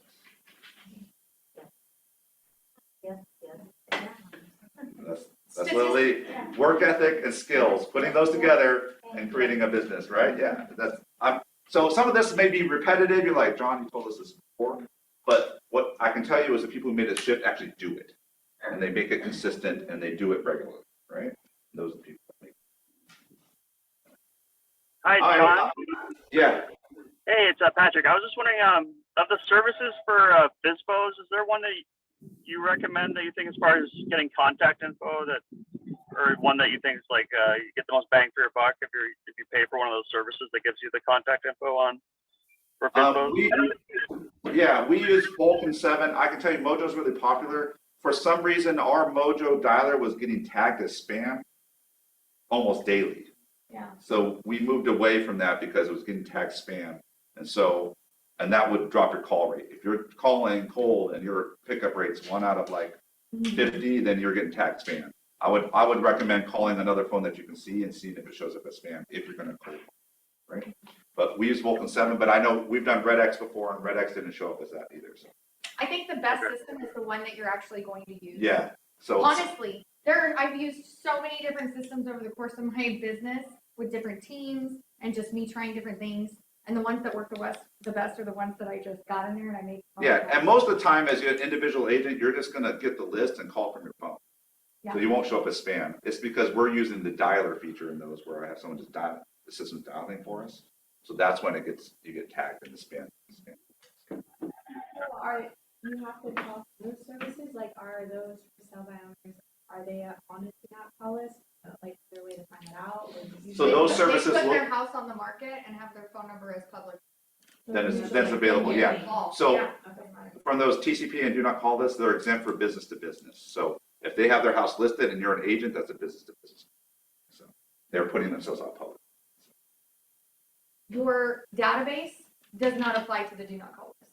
They have given you. Unless you haven't called them for like 4 years. Yeah. And you call them and they say, don't call me again. That's when they apply to the do not call list. But if they have given you their number at some point in time and you have it in your database, they've given you permission to call them. The law also says you need to track your do not calls. If they personally ask you to not to call them, you must track that. And in command, I would just you can archive. Yeah, if you archive them. Just put a say note that says do DNC, not archive call. them, or tag them DNC. There is a do not call option in the contact page. So you Okay. There you go. I will say that any broker has to put out a TCPA thing when we have to say it all the time. You guys do not need to worry about that as much as you do. In my opinion, you're not out on a robo dialer with 3 lines calling 400 phone numbers a day, right? Is anyone doing that? No. So that's the TCPA. That's people that are being spammed. If you're sending 200 text messages a day, that's when you're going to get flagged for that. But if you're calling your sphere you're calling Or expired. you're calling like sell 7 by expires that owners. happened yesterday, you're not Yeah, gonna. they act put the their same. information out there, it's public record, they put their home market, so you're not going to run into those issues. But if someone tells you, do not call me again, put them on the do not call in your system and don't call. Lead generation buyers. Who are the motivated buyers? Where can we find them? Open house. What about your previous buyers who gave up buying before because of price increases? How many of you have those? 20 of them. 20 of them, right? Yeah, right? Think about it. Is it easier now? Can you get a seller credit? Find the right house? I'd say go look at every house that's 40 days on the market. Absolutely. You'll get a credit. Right? So we just had a house get accepted with down payment assistance. 45-day escrow. Right? In January, in January of this year, I bought a house for myself and I had all of my closing costs paid for by the seller and they did January of this year. in January of this year. So the deals are out there. You just have to be creative. So this is if you're going to call your database, I would start with these people. These are going to be gold. They're going to get renewed. Like listings are up 100% year over, 92% year over year. You have selection. There's people doing price reductions. We can get you in a house now, right? And the worst part is they're going to say, but the rates are higher. And as I say, I'll get you a 2% credit and I'll buy down your rate back to 4. How's that? So work the systems, right? Work with a lender, get with your lender and Find out how much you can buy rate. Yeah. Can I buy down rates? How much is it going to cost me per point? Great. Now I know that it's going to cost me $5,000 per point. I'm going to go and offer the seller 5,000 over and get my 5 credit back and then buy down the rate. Everybody wins. And now your buyer gets a house, the seller sells their house. We had someone doing that in Davis. They were losing the buyer. They gave them a 10,000 credit to buy down. There's actually sellers, if you have a listing that you're trying to sell right now and you're not getting buyers, sellers are putting on, we'll give a rate credit. So they're giving a credit up front and So saying, that we the will buyer buy will get a down your lower rate rate. for you. Come and buy our house, we will buy down the rate. All right. Open houses. We were just at a training where a guy does mega open houses. He does a Friday night only invite from the seller. They walk it $500. They do a neighborhood only invite and they walk, they drop. And they do it on 500 Friday night. dollars. It's not even on the market. They don't list it till after that. And they get all the neighborhood to come. They said even they do, Costco charcuterie boards and champagne. And they do it and they get all the neighbors, and they get listings. And they And walk. then the next day they do the grand open house and it's for, what was it, 5 hours? We used to do our open houses from 11 a.m. to 4 p.m. in shifts. They did it. 13. They did it from 11 to 5. They did 11. They had a team though, 11 to 1, 1 to 3, 3 to 5, and they had 3 different agents do it On a Friday? on Saturday and That Sunday. was a Saturday. The Oh, Friday the day is the after neighbors the only. special. Yeah, the day after the special. So, they are a top team. They're out of Roseville. I'll try to get them in here to talk about what they do. A pretty good. They do for us. They have 50 open house signs. 50. 50. Now I'm not saying you did do it yourself. The guy He Joe. did say that he has a team, but Yeah. I want to put that out there because I'm coaching a lot. You have to have 20 signs at least. That's how you're going to get the organic traffic. We don't want people that have agents coming in, right? We want to work with people that are organic. You got to get them off the street. But if you can't get your signs to the main strips, you're not going to get anybody off the street. So I think it's important. They're putting out 50 signs for a reason. I can tell you, when I was in the recession, because I called through all my people and I had about 100, I did 7 sales and I was like, cool. And I ran out of people. I'm like, I can't keep calling the same people, right? So I ended up talking to REO people and I said, give me the house you can't sell, like this one. And I said, I'll open house all day. And I would sit in there from 9 to 5 and I put signs up. Just sit in there and I'd make phone calls. And if someone come in, I'd stop and let them in. And the funny part happened, I was looking for buyers, and I did get buyers. But what ended up happening is I ended up knowing the whole neighborhood. Because I would do it day after day after day until it sold. But then all the neighbors, because you're like, dude, this guy's doing this like all day, every freaking day. Like, I got to beat this guy, right? So literally, that's what happens. Like, I'm coming over because I just want to beat you. Like, you're crazy, right? Like, literally, tell me that, right? Like, if I ever sell my home, I'm selling it with you, right? So, like, and I got listings out of it because I started knowing all the neighbors, like, that's George, and they just come talking. Some of them are bored. They're talking to you, right? Like, So I got to know everyone on the street because I just did it. And literally, we have a system right now, you can log onto our hub and there's 40 homes on there, you can sign up every freaking day. 21 homes listed on our hub that are available for your open houses right now. And people are like, oh, it's 40 days on market, blah, blah, blah. I don't give a frick. I had a house that was overpriced by $70,000 that was on the market for 165 days, and I held it open every single weekend. You know what I got from it? Buyers, constant buyers, because I put out a ton of signs. And I had people that would just walk in. It was the same thing. The neighbors showed up. They're like, man, you've been trying to sell this house for months. And I'm like, I know, but this is what I. Isn't that what they want? They're like, I want that agent. Yeah. That agent is banging their head against the wall every day trying to sell this house. Well, goddamn, I want that person for my house, right? So think about open houses, and when we say skill-based, like, do it at a higher level. Like, but it's also the work ethic. It's that. You got to be willing to work.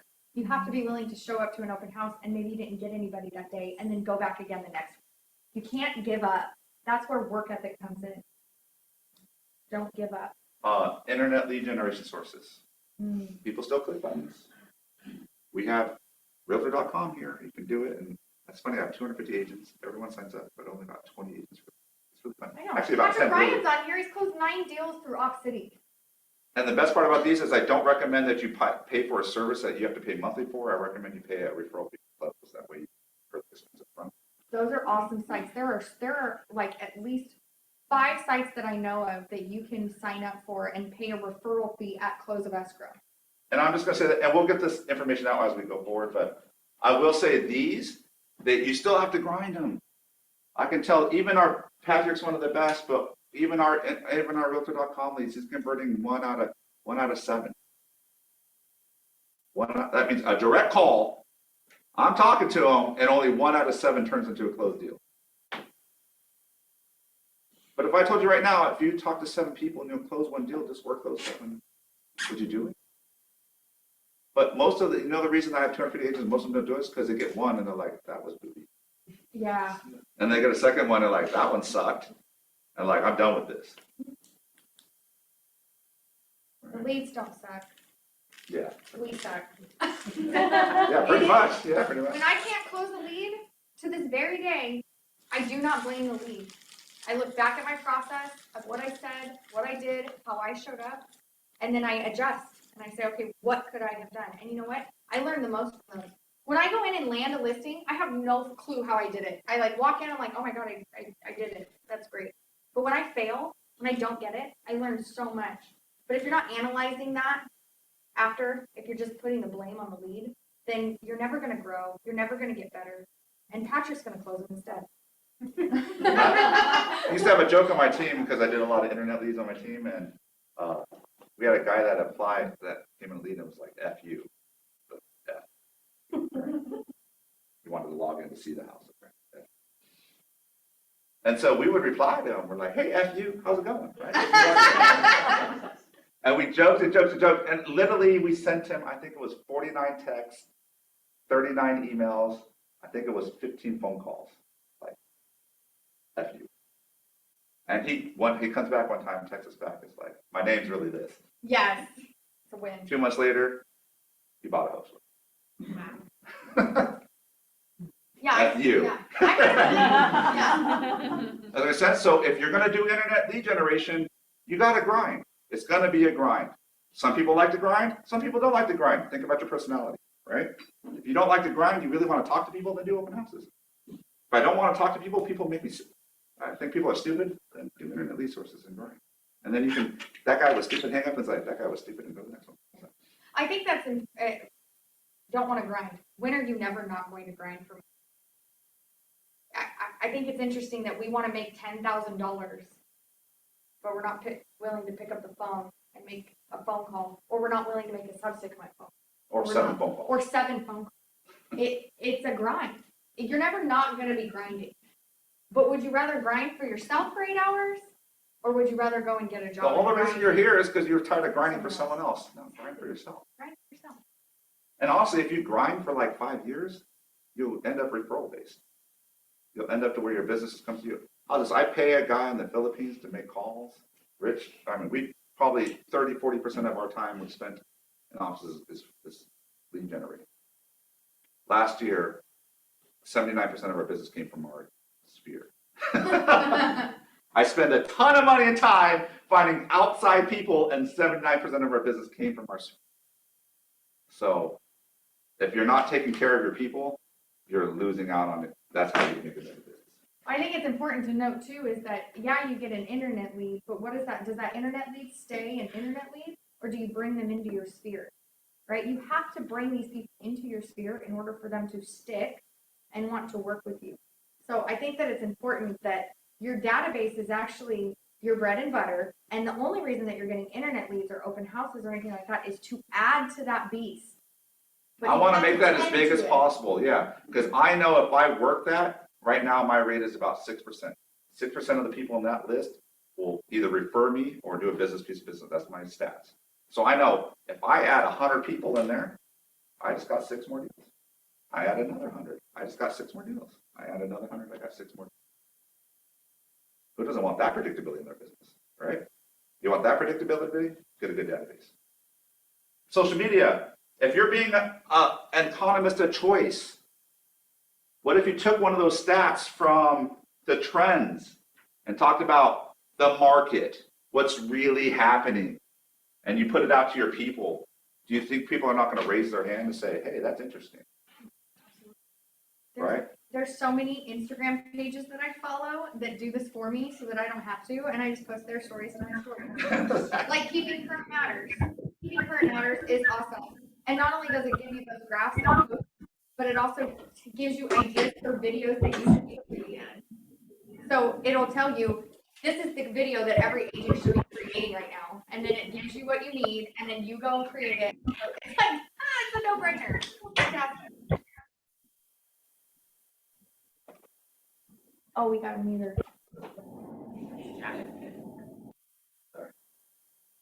Okay. The next one I want to talk about is fire investor seminars. Well, have nothing to do. So, and this kind of ties into savvy investors. Savvy investors love this market. Trust me, on my investor side of my business that I do, dude, I am like giddy. I got a fat deal because people got scared. People are going to get scared and want deals. This house that Rich went to, we were talking about buying it. I said, just check it because it backs up to a major street. I go, check the noise in the backyard. Too noisy. We're not going to buy it, but we'll sell it for you off market. Fine, done. Right? So, savvy investors understand that. I'm buying that house I'm buying, or I just closed on. I pay in a 6.5%. 6.5%. People are like, John, we're crazy. I'm like, no, the numbers were great. I'm going to clear $400 a month. Right? Plus, I'm going to have about $100,000 in equity after I'm going to be happy. Interest rate on. The interest rate don't care about me. I care about my net, right? Right. So, savvy investors. I was talking to this investor. He's a friend of a friend, but he's really big up in Seattle, Washington area. I mean, big. They syndicate apartment complexes. He flips with clients and himself over 150 homes a year in the Seattle area. He's buying like crazy. He said right now he has 25 million and out in rehab right now. 80% of his deals are through MLS. Not outside of MLS, through MLS. He goes, I got better deals because why? Because everyone who's selling now is motivated. Right? I think that's So important. if you understand savvy investors, you'll know because if they're in a ship right now, they're in buy mode. Now they're going to look for the deal, but they're going to find someone in distress that needs to sell, and they're going to pinpoint that, right? But if you have those people in your database, you need to talk to them, and you need to find the deals, and they're in Metro List. I think it's good to watch where the money's going when people, and that's what I talk to my clients about too, when they say, oh, isn't the market going to crash? Like, okay, well, let's follow the money. Do you think that BlackRock would be dumping all of their money into the real estate market and buying them single family homes if they were predicted to crash? Yeah, invitation. Probably not, right? It was pretty in Austin right now. Still, 28% of home purchases are hedge fund investor in Austin. People are buying homes. Why? Because they don't care. They know what's going to happen to the ship. They're playing the long game. Smart investors play the long game, right? And for also the stock market. Yeah. We use it every day. That's why I like the recession. Yeah. The reason I was able to build a flip syndication company during the recession was because the stock market was horrible. They had nowhere else to park their money. They started coming to me, and I can tell you, if you have an investor market, I can tell you I already got calls, because as soon as the market tanks, I start getting calls like, John, do you have any investments? Right? Because they're like, I need to move my money, I'm scared, right? So, because I tanked in the stock market, I want to put in real estate, inflation, that'll go up, right? So, think about that. What's the number one hedge against inflation? An appreciable asset, right? Number one hedge against real estate. So investors are looking for ways. They want a 1031 exchange. They know it's going to go up. They don't care. Commercial is going up even while the residential is going down. Jumbo is still low. Why? Because they know those people have money. They don't care. They'll stay in the house. They're not going to foreclose, right? They have the money. They'll weather. They don't care. All right? So think about that. I think it's good to have those savvy investors in your database too, to have these conversations with, so you can ask them what their predictions are. So that's why I don't always need to be the expert. I don't always need to have the answer. Sometimes I ask my clients, what do you think? And sometimes that leads to me learning that they're a lot more savvy than I thought they were. And they have information that I may not be aware of. Maybe they are an investor that I just didn't know about. And now they're telling me what to do. My lender is the one that told me, you need to buy a house and you need to buy it before February because rates are going to increase. She told me that. And she bought a house. And I was like, oh, I got to buy a house because she's got the money and she knows where it's going. So I follow those people. And then interest rates went up, like within a few months of me buying my house. How to find them? Start with your database. Start. If you are not doing your database, nothing of these strategies matter. You should be doing that. You will find the most business in your phone. Open houses. You need to take open houses to a high level. I can tell you, there's a good example. On Father's Day, my team does an open house. We knock 150 doors. We knock 150 doors for the open house. We only get 6 people, 6 groups to attend the open house, but 2 listing appointments, 2 buyer appointments. Why? Because they're important. You notice, And every other Luke with Bobby and Afton's team, he does open house all the time. He did an open house. He was flying in from out of town, and he got in on Sunday and did an open house that same. He came in Sunday morning, did an open house later that day, got 0. He's like, normally I walk it. He's like, I'm never doing an open house without walking again, period. How many of you walk and knock on your doors for open houses? Yes, I do. Absolutely. That should be the standard. If you don't do it, you're going to get 4. If you don't put out 20 signs, you're going to get 0. That's the level, right? So. And if you're doing this at a high level, if you're thinking right now, oh, well, I do that, so I'm good. So what are the conversations that you have? So when you're doing these activities at a high level and you're like, oh, I am door knocking and I am doing a lot of houses, then you need to start working on your conversion. How many of those are you converting? How many of those are you getting into your database? Because they're not always going to be a sale, but they could be in addition to your database. So I think that's an important. Internet lead generation, make sure your systems and lead conversions are all, you can talk to Vince.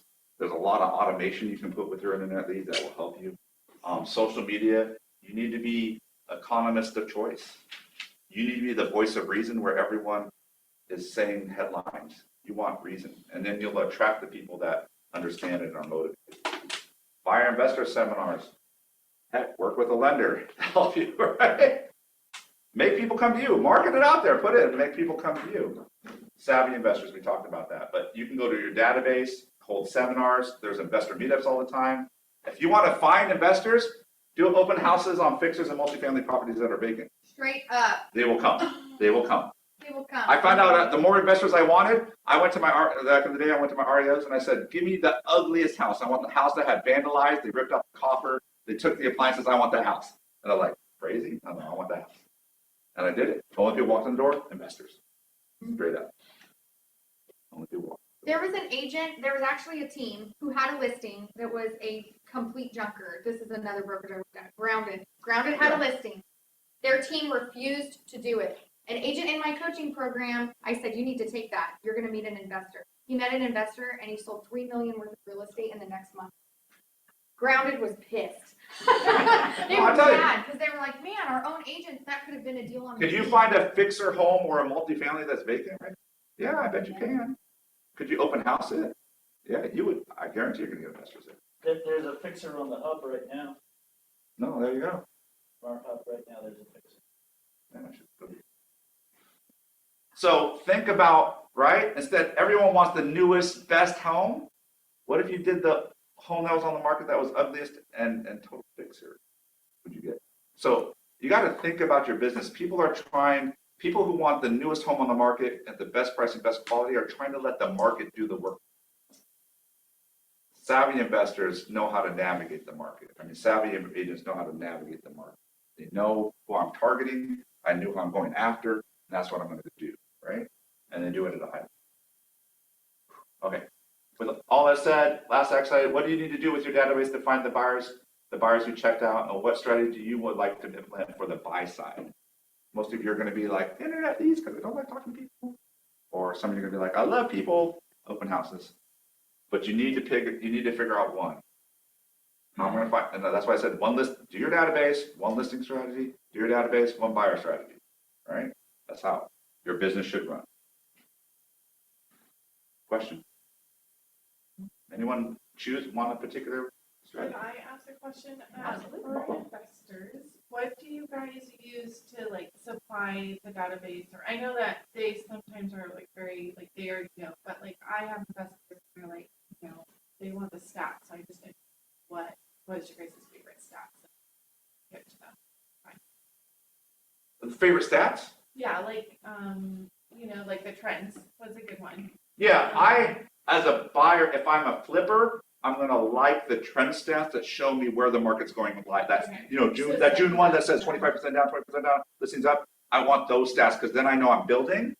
I have to anticipate what the end price is gonna be, where I need to end up. So the flippers are gonna like that current stat, right? The buy and hold people are gonna look at, they want rent comps, and they're gonna wanna see what the long-term trends are. I look at things like, the housing market, like how bad, like I like Sacramento's investment property. I'm buying rentals here because I know we have a lot of buyers and we don't have enough homes. And we have a fundamental base of employment between state and healthcare in our area. And now we have Amazon and Centene. We have all these things happening where they're bringing employment base, and we're the natural attrition from the Bay Area. So from that perspective, I feel good about this as an investor. So then I'm going to look at particular neighborhoods. So what I'm going to do is I'm going to look at depending on the type of, it's going to depend on the investor. You really need to talk to them. So if they're an investor and I'm a BRRRR investor, that means I want to buy, fixer, I want to rehab and build value. So what I'm going to look for is I'm going to look for neighborhoods where the bottom priced home and the top priced home there's a wide range. Right? Because that way I can get equity just by putting money into the house, right? So the last house I bought is North Highlands. If you see North Highlands, go 300 to 480, right? You know, that's what I want. I want a lot of movement, and I want to buy a house that's near 300, and I want to end it up at 480, right? That's where I want it to. So you don't want neighborhoods that have movement. If you're writing now, you want lipstick on a pig, and I just want to, those are hard to find. If they just want equity, I don't care, then go buy new. Right. So honestly, they just want the equity, they don't care about the cash flow. So that's what I'm saying is when I talk about investors, everything I just told you there, I have people all come to, John, I have an investor. What do I need to do? I'm like, what do they want? Yeah. What are they trying to achieve? And they're like, I don't know. I just talked to them. Well, and I think that's like. And I said, did you bring them in for a consult? They're like, well, no. And I said, well, do they want a rental? Do they want multifamily? Do they want what? So like a list of like Yeah, so I would say go to them and say, what exactly do you want? And then the best agents anticipate what they want. Like I know, and the part is you can come to us and say, look, this is what they want. John, what do they want to see? And I'll say they want to see this and this and this. Give it to them without even asking, give them that. And they'll be like, wow, this agent, they know what I'm talking about. They know what I'm talking about, right? I think it's important to have that buyer consultation, even with investors, and stop assuming that they know what they want or that they know more than you. A lot of brand new agents come to me, they're like, I have this new investor, they just reached out to me, they want me to do this. Okay, bring them in for a client consultation. If they're not willing to have a consultation with you, that means that they're working you to find a deal. They're working you. Do you want to be worked or do you want to work with someone? So find an investor who's willing to sit down with you and talk to you about their goals. That's an investor who's going to work with you, not someone who's going to make you drive for dollars and hand them deals. Most investors and are not looking for you to give them off-market properties Exactly. so they can invest it. Not that we do have off-market properties, so I can do that, but most of the time I'm doing that. I'm saying, I try to get in, I start asking questions because in the end, if I can do that work for them, they would hand it off for a commission. And I've gotten, and you can go read Millionaire Real Estate Investor and things like that. Every investor has a circle of people around them that they rely on to do their investing. You need to get to the inner circle. And then what they'll do is if I have investors now, over the years, I told you, I have investors now. If I send that, I'll email them property. I said, this property works. These are the numbers. They won't even let us say offer. I'll write offer. That's inner circle. They trust me. If I say it's a good deal, they know it's a good deal, right?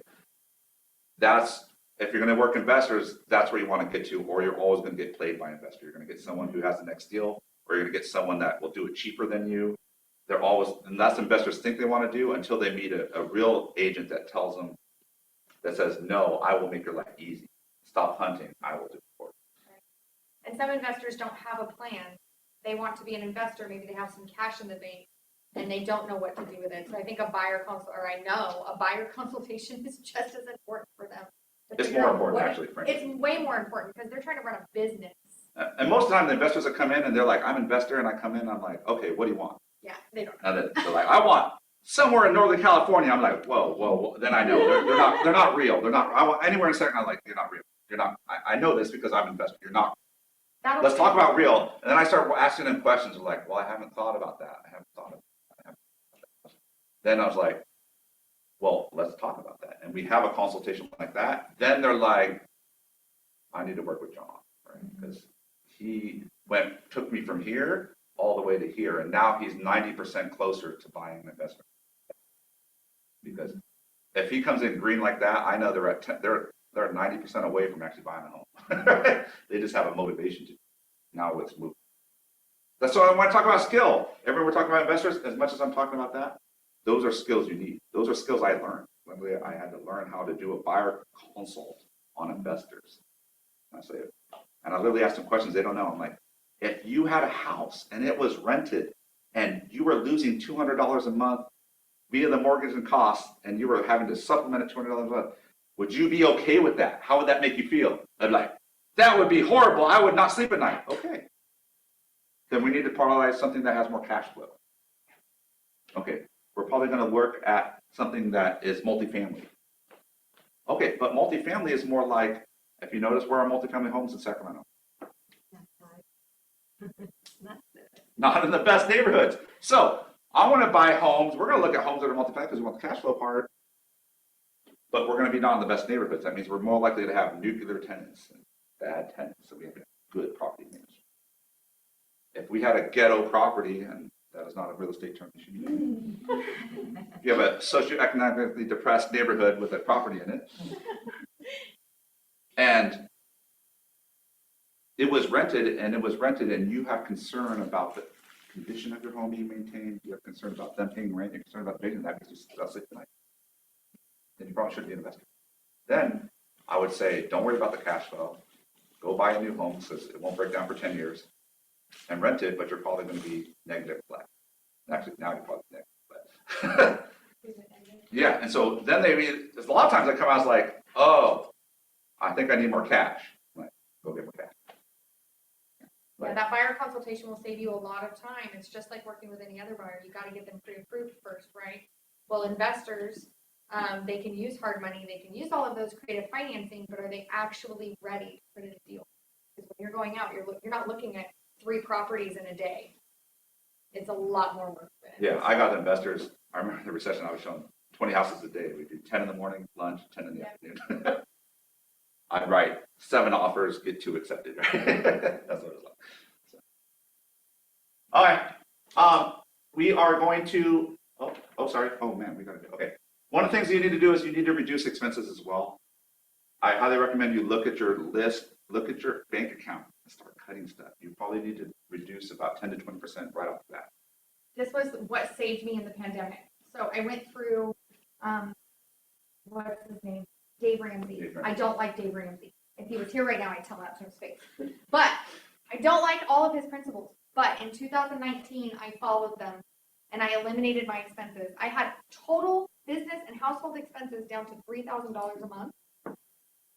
So when I went into the pandemic and I wasn't allowed to sell homes for, what was that, like 3 months, I think? I wasn't allowed to do anything. I wasn't afraid. I was coming from a position of power because I wasn't overextended. Now I take that practice very seriously. I cut expenses on a quarterly basis. I go through I have everything laid out and I go through it and I'm like, we don't need this, we don't need this, we don't need this, we don't need this. Every year at the beginning of the year, I cancel my credit card, all of them, and I get new debit cards, new credit cards sent to me. And it costs me a little bit of a fee, but all of those subscriptions that I've signed up for throughout the year that I'm no longer using, they now have to come after me for my next bill. And now I get to decide, do they continue to stay on my bills or do I get to move them? And that's what I'm going to say is you got to hold your expenses accountable. A lot of times surviving and thriving through this initially is going to be about lowering your costs. So if you're paying for leads, if you're paying for anything that's lead generation, hold it accountable. Know your ROI. Literally anything I pay on my team, literally I have my assistant, Megan, she runs stats, literally how much money we get versus how much money we paid, and she gives me a percentage. And if it's below this percent, it's gone.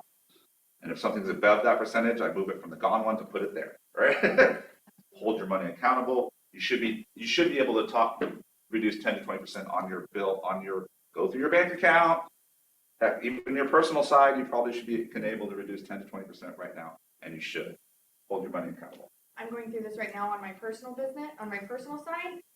I've gone through and I've listed out all of my debt and I have a month that each debt needs to be paid off of because I'm insulating myself so that I can take on more debt next year in another property. So this helps you long-term plan. Instead of being an agent in the moment, now you're an agent that's planning for the future. In the interest of time, I won't touch it. You should be reconciling your business accounts once a month. You should have a P&L balance sheet.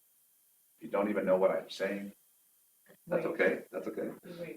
I actually have a spreadsheet that if you want, you can reach out to me directly, send me an email. I will send you a spreadsheet. Carnegie is where going you to can be track doing the deals. one of the shift series we're going to do is Carnegie's going to come in and say how you should do account your business and how to produce a balance sheet, profit and loss sheet, and what do those mean? Read. Things you should not cut. Most people want to cut their coaching right away. Skill-based Not trainings. Like, I recommend it. So, okay, we're not going to do the bank account because we're in the interest of time. I just want to know the shift series, we're going to have it. I'm planning to do this every other week for the rest of the year. We're going to bring in top people who are doing a lot of the strategies we talked about, FISBOs, expires, investors. We're going to bring people in, open houses, how they're doing at a super high level so you can see the skill, the effort that they are doing to have great success in this market. All right, thank you, everyone. I appreciate your time. Question? You said there was 5 websites, lead generations that charge you a percentage of end of the month. Absolutely. Are you able to share? Yes, I can share those with you. Off the top of my head, Veterans United, Op City, for those of us that are with the brokerage. If you're not on Op City yet, I don't know what you're doing. Homelight, Homebird, Homebird, and I can't. Ojo. OJO. Some of them will be restricted, like HomeLight, I think is a little hard to get into. They're going to verify. They verify transactions. They'll verify You've done transactions. before, but you can earn business through them. You just need to keep it updated. Yeah. And put them. Ojo, you have to be on the spot. Really. Speed to lead. On those internet lead generation stores, it's about speed to lead. That means you got to be able to pick up the phone. I'm at the grocery store. I'm going to pick the phone like that. If you don't have that kind of commitment, you're going to struggle with internet. Okay. Speed to lead is very important. Okay. Okay, thank you, everyone. I appreciate you guys. They'll be recording if you want to rewatch it, and we appreciate it. And you're sending the slides, John? What's that? And are the slides going out with the? Yeah, slides will go out, to you guys, shortly once Sam gets. Okay, awesome. Thank you. I got it. Scared now? No, not really. No, you're just like, oh, I know what I do. I got it. I know my bottom line. It's Okay. only going up, so.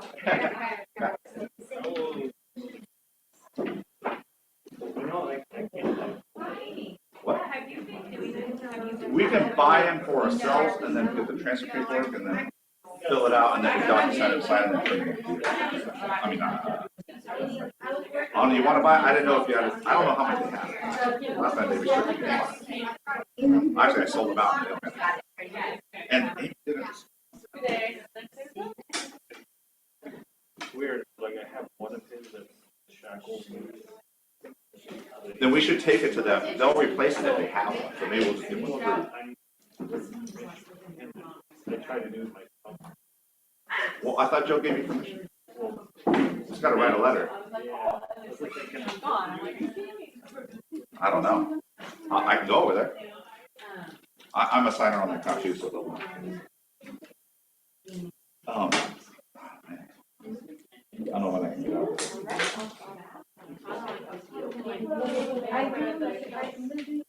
Or where I want to be on my own house. Okay. Or the one that, that one has. But I was thinking, well. Maybe.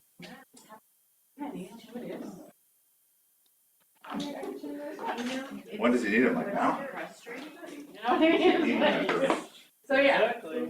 Yeah, I think that's interesting. Well, I have one. But yeah. The ragged one. These are all the ones he doesn't have. Then I have.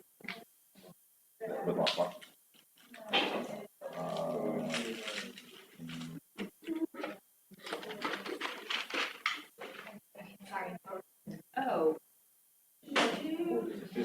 Just got a new list. when I go to put some, 14. a new thing on my She's calendar, out of town.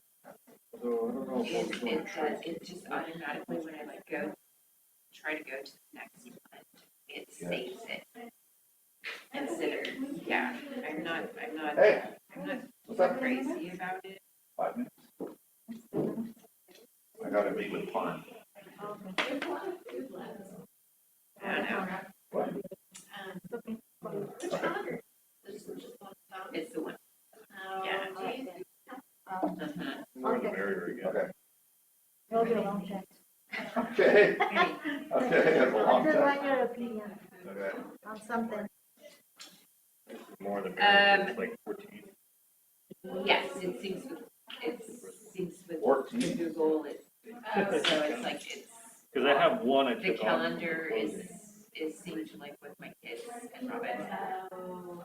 You guys can see each other. Yeah. Makes it a lot easier. That way they, 14, but I have actually. don't say, hey, we didn't know that.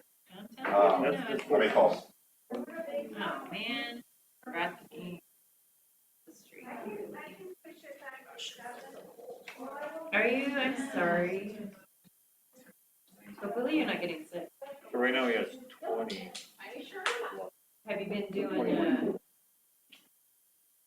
like, She's gonna have to go by one and bear it. Lots of water, everybody.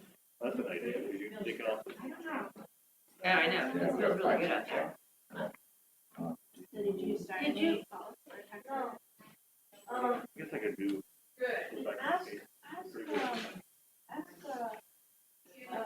What's that? That's why you should get, I think it's pretty good deal on Facebook.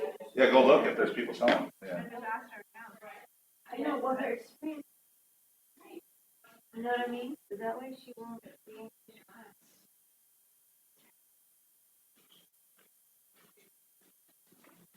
John, Yes. have you had experience with Homebird or OJ or Ojo? We do Ojo. It hasn't done that much for us. Your team. Um, Why? What's the hang up with it?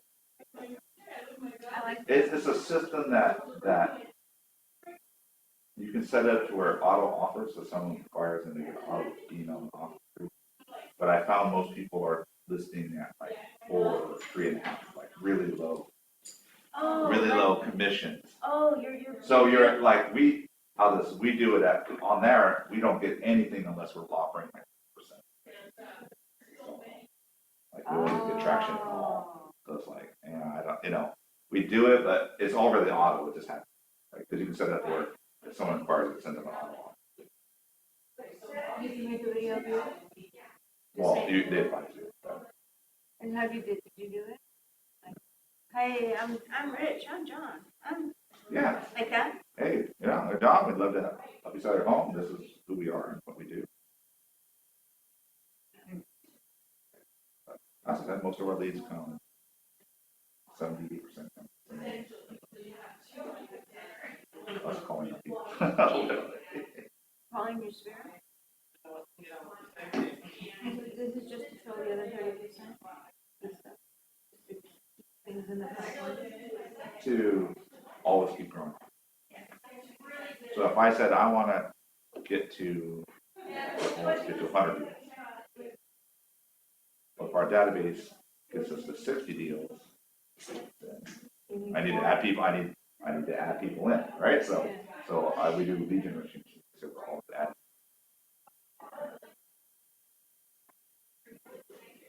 This is just kind of a. I say this is my thing. How do you show what's your business worth? What's your business?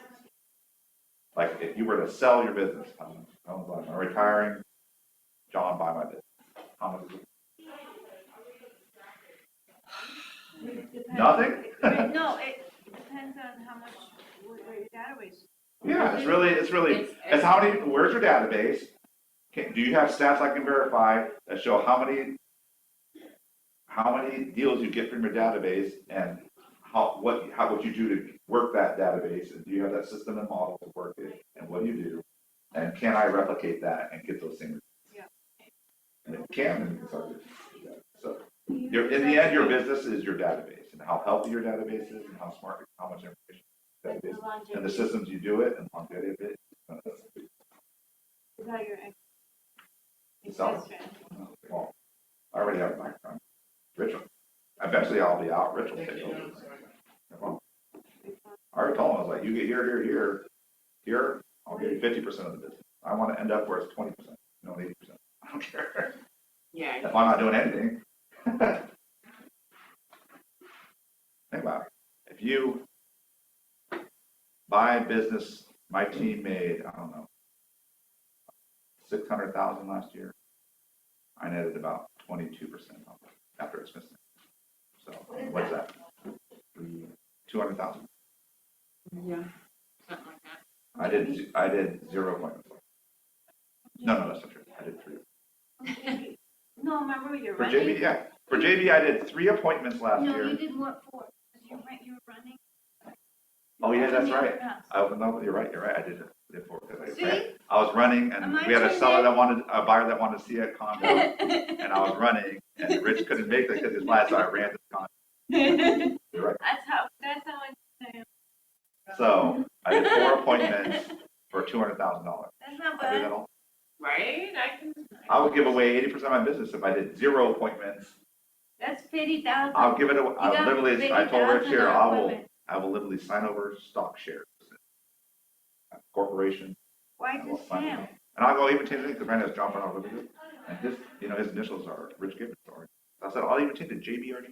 Right now we're John Bernard Realty Group, so it's J. Right. So I said, I'll even change the name to JBRG. So why can't? Oh, yeah. Right? And then I was like, and he knows most of my clients in database because I hand off most of them to him. So he already has a relationship. Well, heck, if I can get most of my top people in relationship with him and they're comfortable with Yeah. that. More power to them, right? So I wanted to ask you about the dialing. You have people call for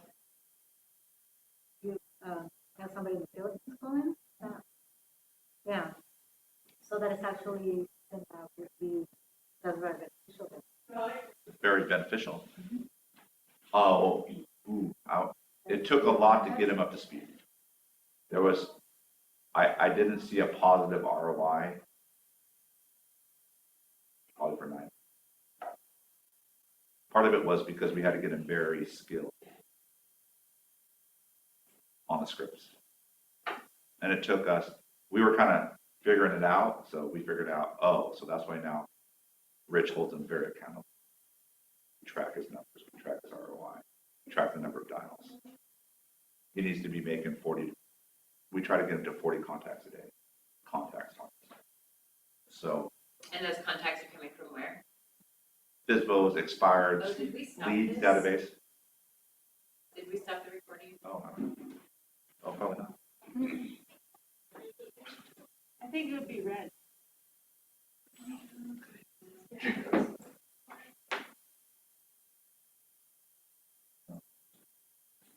That's over. So you don't have to pay up front, right? For what? Ojo and home. No. It's a commission thing. They take a percentage of the commission. Have you tried it? I have, and I was just actually talking to Amy because at the beginning when I signed up last year, I was getting leads off of it. And then, Ojo.